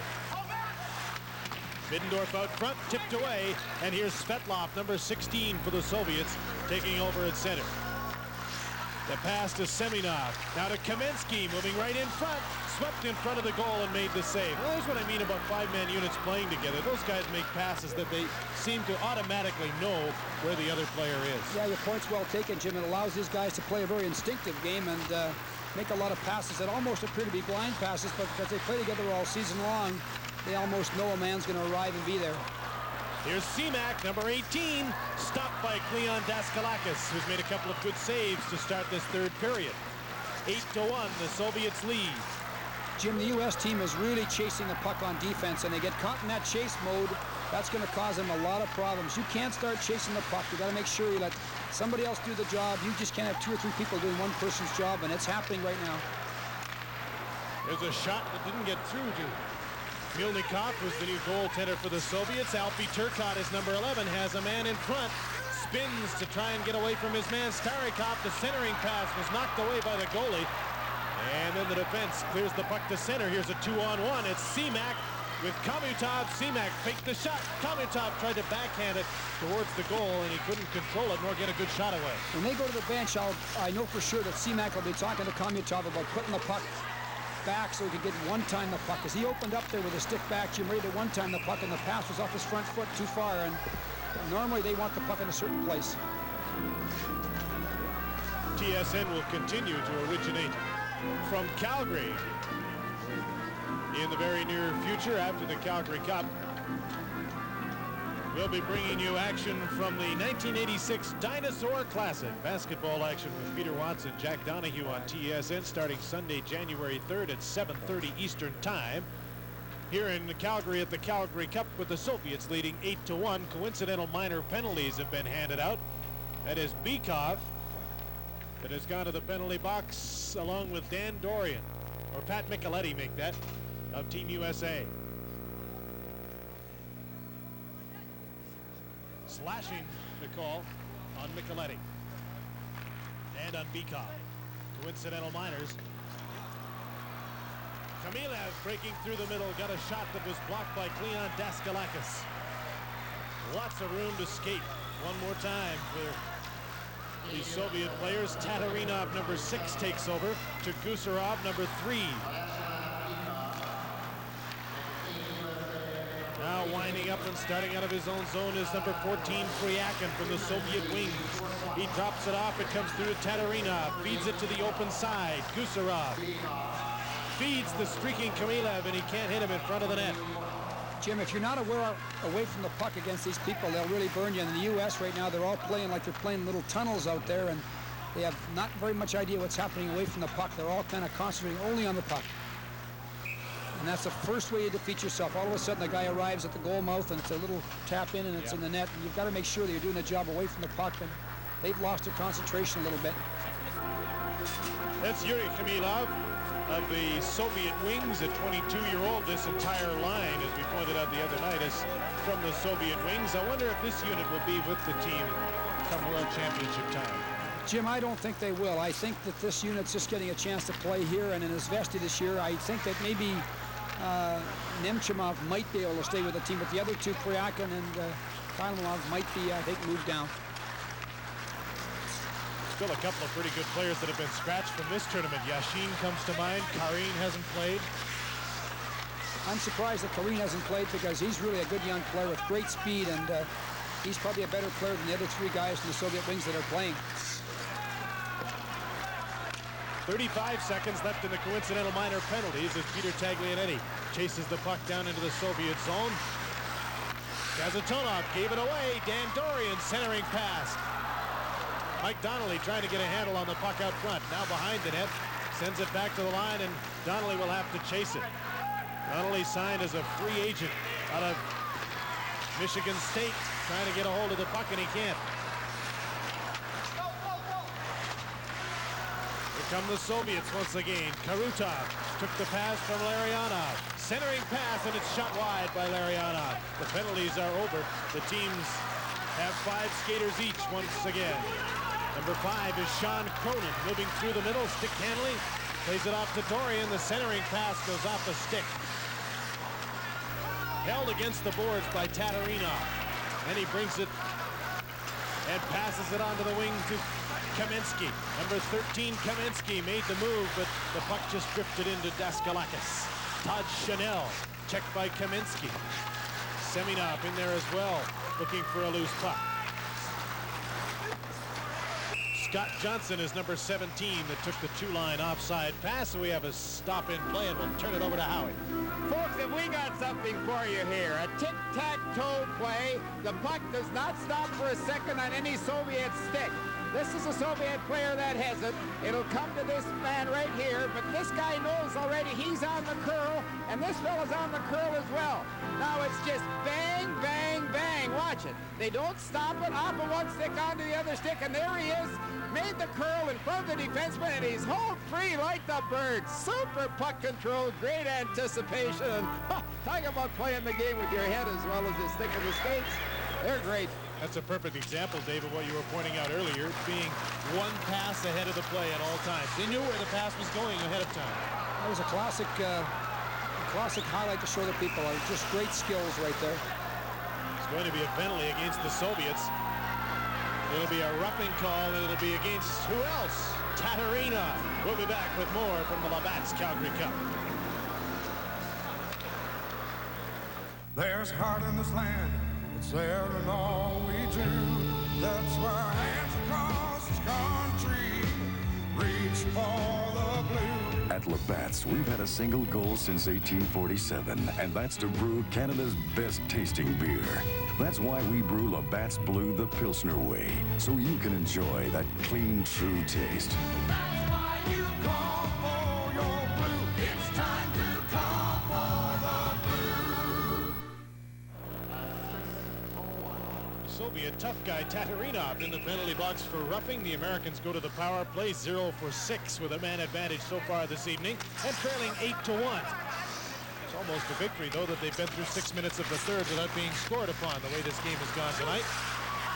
Peter Taglianetti with a shot from the point. Bounces off the inboards. Kurt Colwaite, number 19, on the ice with Vargas and Middendorf. There's a shot blocked by Milnikov, and he closes his legs and squeezes the puck in the crease, and some pushing and shoving with Vargas in there. Got a lot of that pushing and shoving in front of the net tonight, Jim, and the U.S. power play is designed to put people in front of the net and create a crowd. Pretty good shot here. Good save by Milnikov, although he's down. He's on the seat of his pants. Not like Belashenko. There's a good example of a difference in two goaltenders. Well, what I noticed on the Soviet power play today is they don't put anybody in front of the net to block. They head for the net when they get the puck back to the point, and the shot's on the way there. But they don't put any great, big, dumb, tough, unskilled guy on the ice at all. And if they do have a person like that, they don't put him in front of the net. The Americans have had absolutely no time to work on a power play, and I can understand why they'd go to a very basic system of shoot from the point with a man in front of them. Yeah, in a short period of time, it's pretty basic, and it does get the puck to the net and directs the attack there. And with the guy in screen position, anything can happen. Max Middendorf to the point. Richie Dunn to Middendorf. Vargas standing in front of the net. Middendorf's pass didn't get through. There's a back pass to Kurt Colwaite right in front. Trying to one-time it was Vargas, and he just mishandled it. The play was there. The puck was on his stick. Komutov, number 15. Lost it to Richie Dunn. 50 seconds left in the penalty to Tatarina. 3-on-2. The Americans come over the line. Middendorf shot it. Milnikov made the save. Jim, not too often you see Provukin get beat like that with a little outside-in move. He's pretty steady, and he got undressed there by Middendorf a little bit one-on-one. Gusarov across the ice to Pervukin. 25 seconds left in the penalty to Tatarinov. One last rush here for the Americans. Dominique Campanelli, number 4, through center. Didn't wait long enough. Didn't skate up over the blue line, and it's a two-line offside pass. Brett Hull played in the BC Junior Hockey League with Penticton before he went off to the University of Minnesota Duluth, and you knew he was going to be quite a sniper when he scored 105 goals in 56 games in the BC Junior League, and then went on to score lots at UMD. He was a great scorer down at Duluth. You know, he got a great touch around the net. He's also got an excellent shot, and he's the kind of player in the smaller North American rink can be quite effective if he's got the right playmaker to play with him.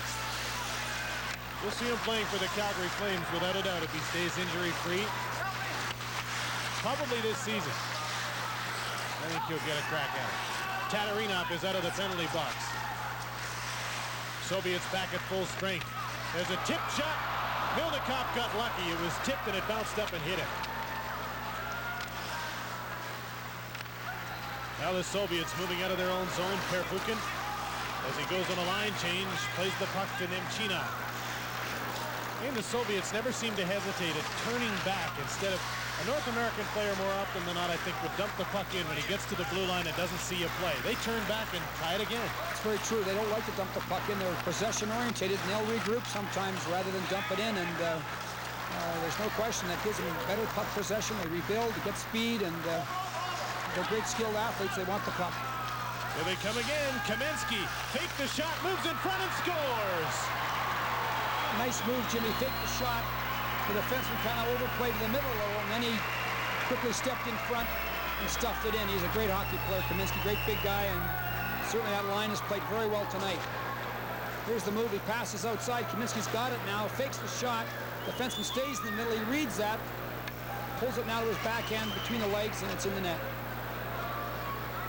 Saw he had the room. Semenov will draw an assist at 9:51. Kaminsky's second goal of this game and second goal of the series. And it's 9-1. The Soviets get their first goal of the third period. I suppose as we were continuing on the topic of turning back instead of dumping it in, there's some sound logic to that. Why give the puck to the other team when you can keep possession?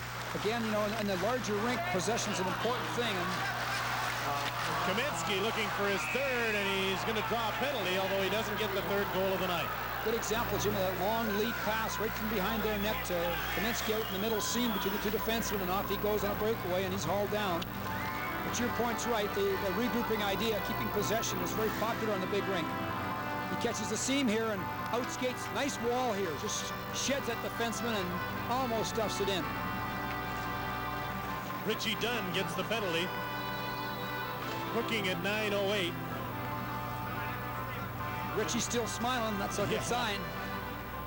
Richie said he had to think about it a little bit before he decided to come up here. He thought about leaving his team at this time of year, the Rochester Americans, but he said, I, along with the rest of them, even though I'm at 29 years old, wanted a chance to showcase my talents in a tournament of this caliber. It really helps this team, too, because he's got lots of experience, you know, Jim, and that really helps a great deal. Soviets on the power play, 4 for 5 with a man advantage tonight. The Americans do have a shorthanded goal. The only goal of the night came shorthanded from Mike Mersch. Komitov, number 15. Bykov, number 27. Semak is on the ice, number 18. There's the pass into the middle as they play it back and forth. Bykov to set up. Got by Starikov, and he'll have to chase it. 1 minute and 20 seconds left in the penalty to Richie Dunn. 10-10 to play third period from Calgary. 9-1 Soviets. Bykov to Komitov. Starikov from the point. On the other side, Stelnov is number 4. Semak, number 18.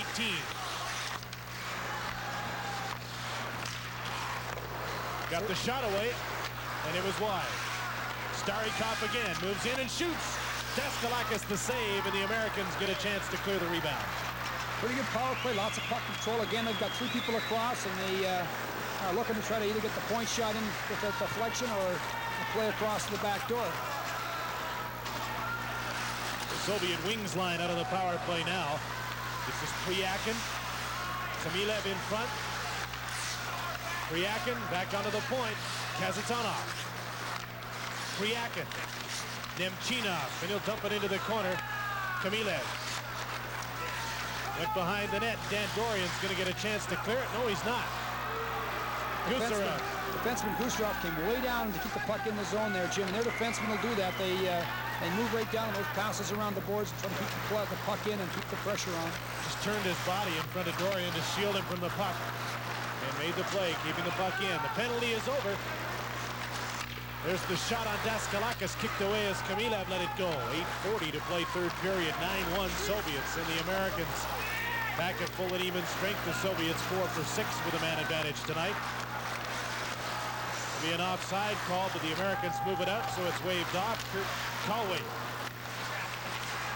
chases the puck as Tatarinov plays it around on the boards for Khmylev. Here's a 3-on-1. The Americans are on a line change. Seminov, back pass, got real fancy there. Yeah, you got to overpass the puck. You know, nothing simple in their game. And again, that's a classic example of how they overpass the puck. Knock the mustard off the hot dog. 8:15 to play in the third. It's 9-1 Soviets. Why did Fitzhenry and Whiteside start a new chapter with Wang? When you're a growing publishing house representing firms from the US, the UK, and Japan, and your big name computer keeps breaking down, you need a new system. F&W chose the Wang VS85.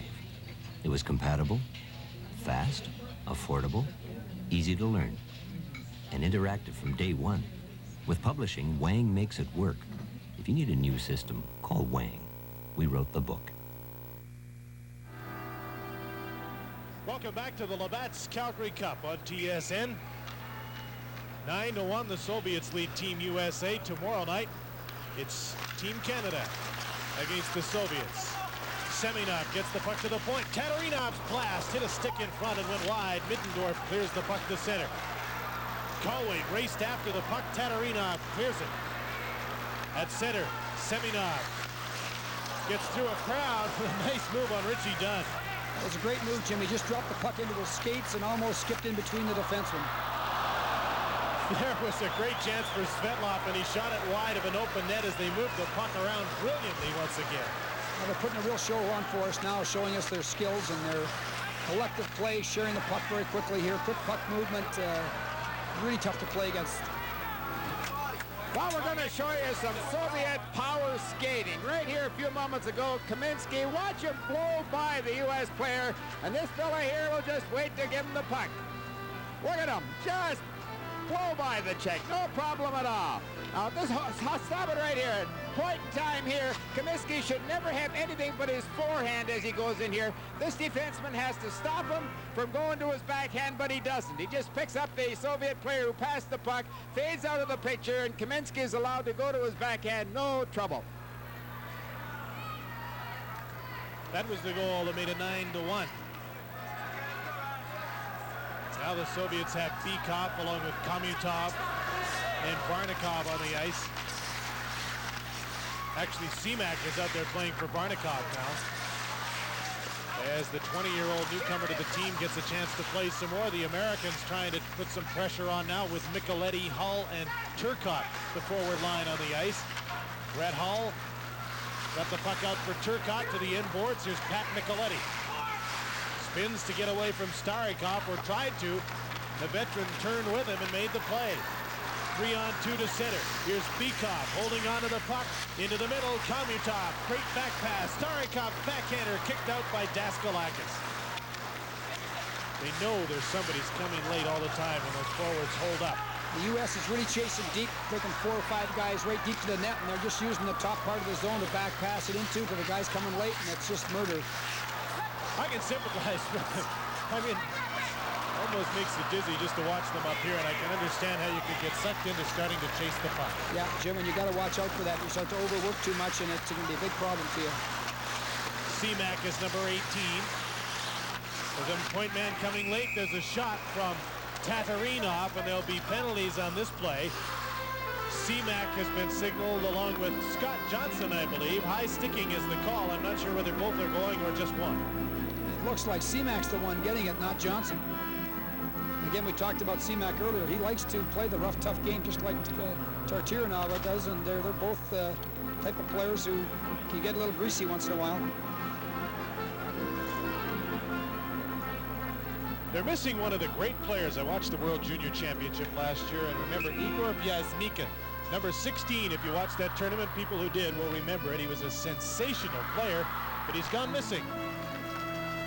And led to believe that he's under suspension by the national team. Yes, he is. Not going to play.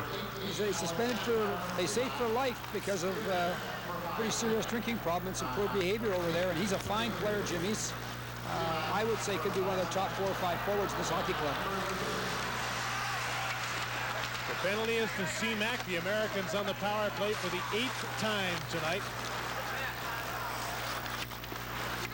0 for 7 so far. Puck was gloved ahead, and so the play is called. There's the coach, Tikhonov. I would think he's pretty happy tonight. They've played a pretty good hockey game, and they've moved the puck extremely well. Kind of embarrassed the U.S. a little bit with some of their play here, but Tikhonov is the type of guy, he's not that often satisfied, Jim. He always finds something to kind of complain about. He was in a pretty good mood after his team beat the Czechs the other night. It's very amiable. It's hard to sit in on some of the press conferences sometimes because I never know whether to believe the interpreter. They don't tell you very much, do you, Jim? They don't give you much information. They're very secretive. And they'll almost tell you anything you want to know except anything personal. If you've got a few pins to trade, they'll tell you who's in the lineup, who's playing with who, and all sorts of general information, but ask anything personal and forget it.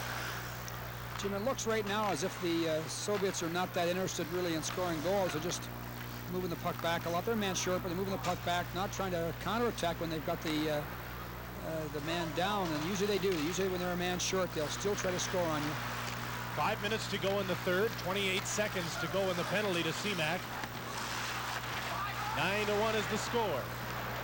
Richie Dunn had the puck hop over his stick. Kaminsky chases Peter Sockins. Dunn lost the puck after it is Svetlov. Back to pick it up is Mike Donnelly. Donnelly, number 12. With a pass ahead, it's picked up now by Jeff Rolacek, number 14.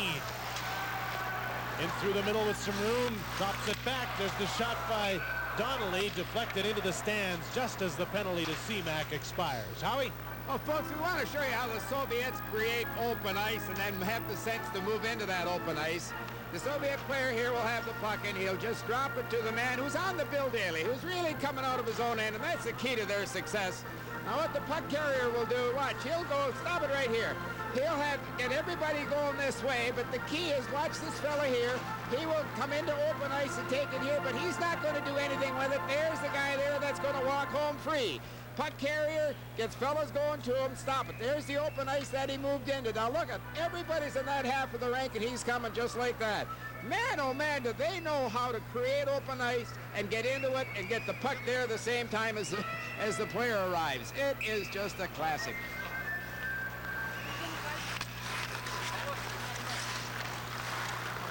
This is Stelnov, number 4, moving the puck out to center for the Soviets. They lead 9-1.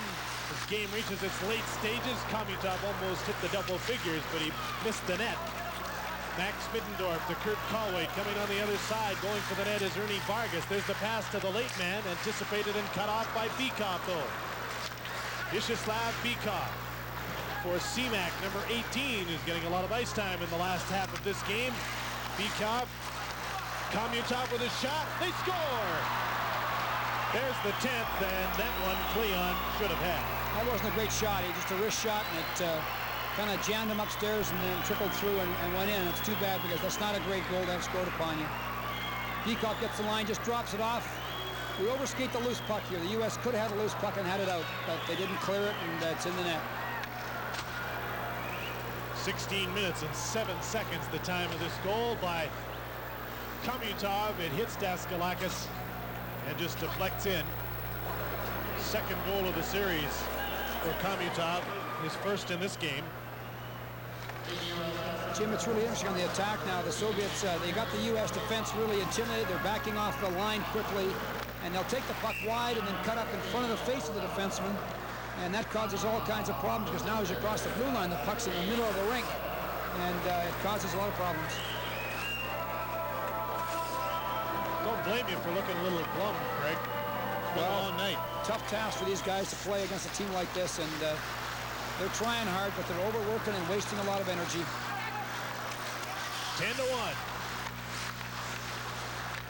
Illustrating the great power of this Soviet team. They've spread the scoring all through their 4 lines. That's a good comment, Jim. They really do have good balance to their attack, don't they? The line seems to make great passes, great plays. This is the Soviet wings line. Nemchinov, Kamilev, Kryakin on the ice right now. Kamilev drops the puck for Kazatonov. They haven't played the KLM line the last 5 or 6 minutes, Jim. They haven't had them on the ice, and it looks like they're just going to rest them a little bit and let the other lines play more. You'll look forward, I'm sure, to facing a well-rested KLM line tomorrow it's going to be just great. I can hardly wait. Khmylev drops the puck off. Campidelli. 2:48 is the time remaining as Dom Campidelli goes for a little skate in his own zone. And there'll be a penalty call at center ice. It'll be a hooking call. And it'll be against the Soviets, Khmylev. You know, the U.S. has tried very hard tonight, but they've had a lot of problems. And an example here of Campidelli, nice little act right there. Yeah, not bad. He could probably play for the Czechoslovakian team if he keeps that up. You're going to make a great broadcaster, David. How are you approaching the game tomorrow night? I mean, you know how good this Soviet team is, and I'm sure your players have great respect for them, having played them.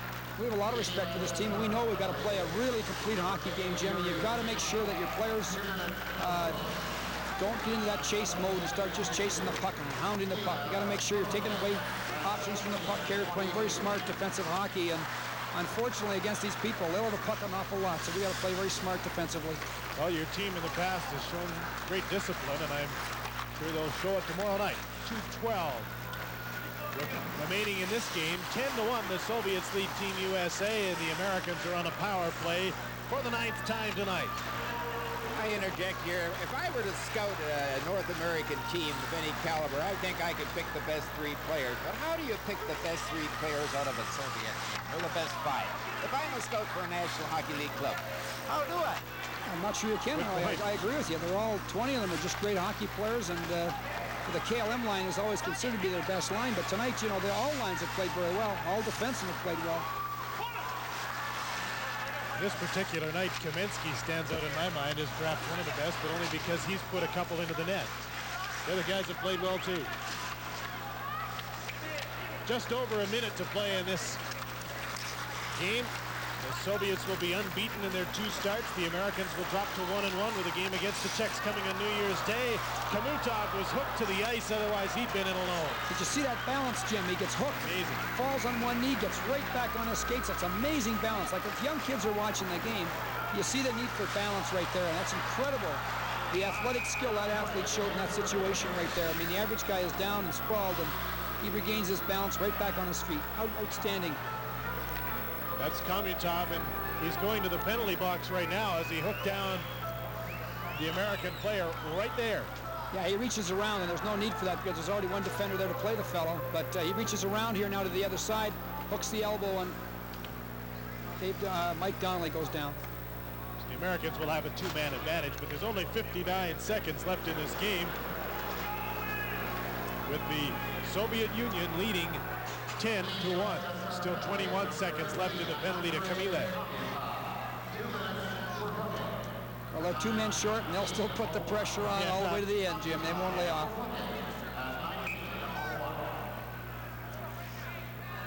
Bikov taking the face-off. Nemchinov, rather, is thrown out. And Gusarov comes in to face off against Jeff Rolacek.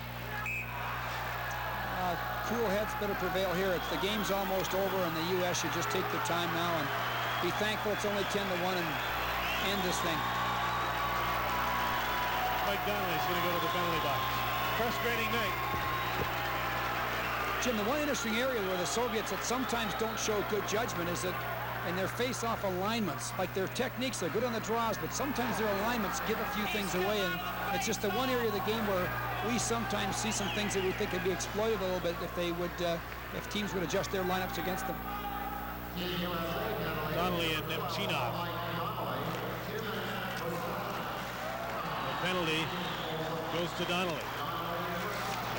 Elementary at this point. Chris Chahaki holding the puck right out in front. Jeff Rolacek is stopped by Milnikov.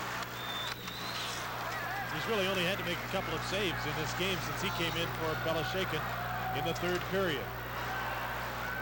Leon Daskalakis has been the guy dizzy at his end of the ice, watching his red sweaters come in at him. Less than 30 seconds to go in the game. Gusarov takes the shot off the side of the net. Nemchinov, number 21. Khmylev is out of the penalty box.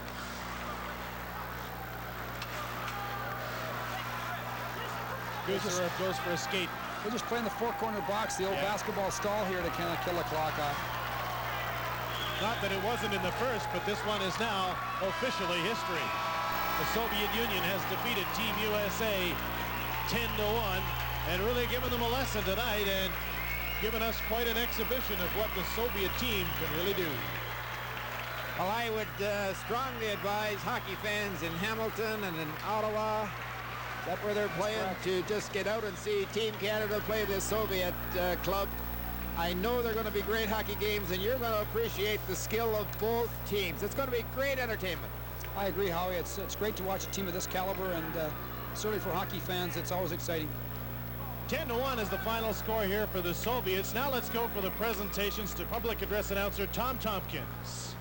Ladies and gentlemen, here to make the Labatt's Players of the Game Awards presentation from Ice Hockey Program Coordinator from Labatt's Brewery of Canada, Mr. Doug Kelcher, and the Director of Hockey Canada, Mr. Bill Hay.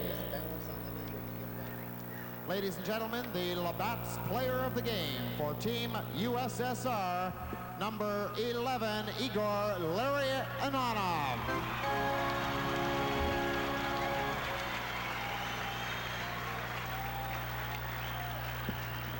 Not even there.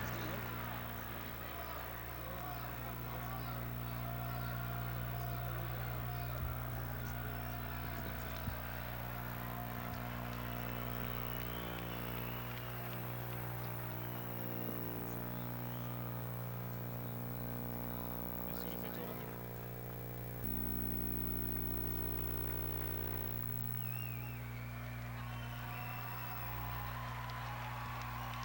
The Labatt's Player of the Game for Team USA, number 11, Elfie Turkai.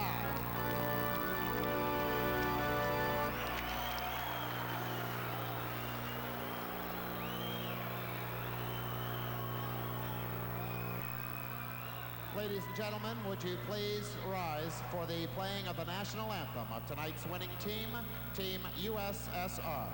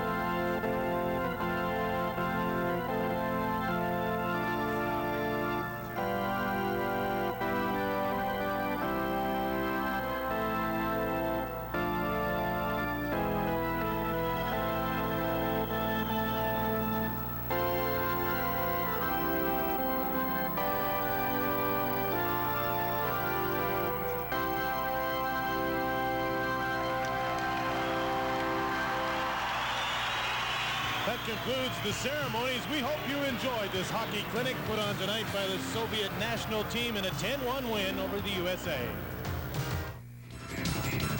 TSN has your ticket to sports events you can't see anywhere else. Saturday, January the 3rd, the Sports Network presents another in our series of kickboxing specials. Quick thinking, timing, agility, and brute strength are qualities that every fighter must possess. The action is always fast and furious. Join us for the American Kickboxing Series from Montreal, Saturday, January the 3rd, starting at 5:30 p.m. Eastern. It's all right here on TSN.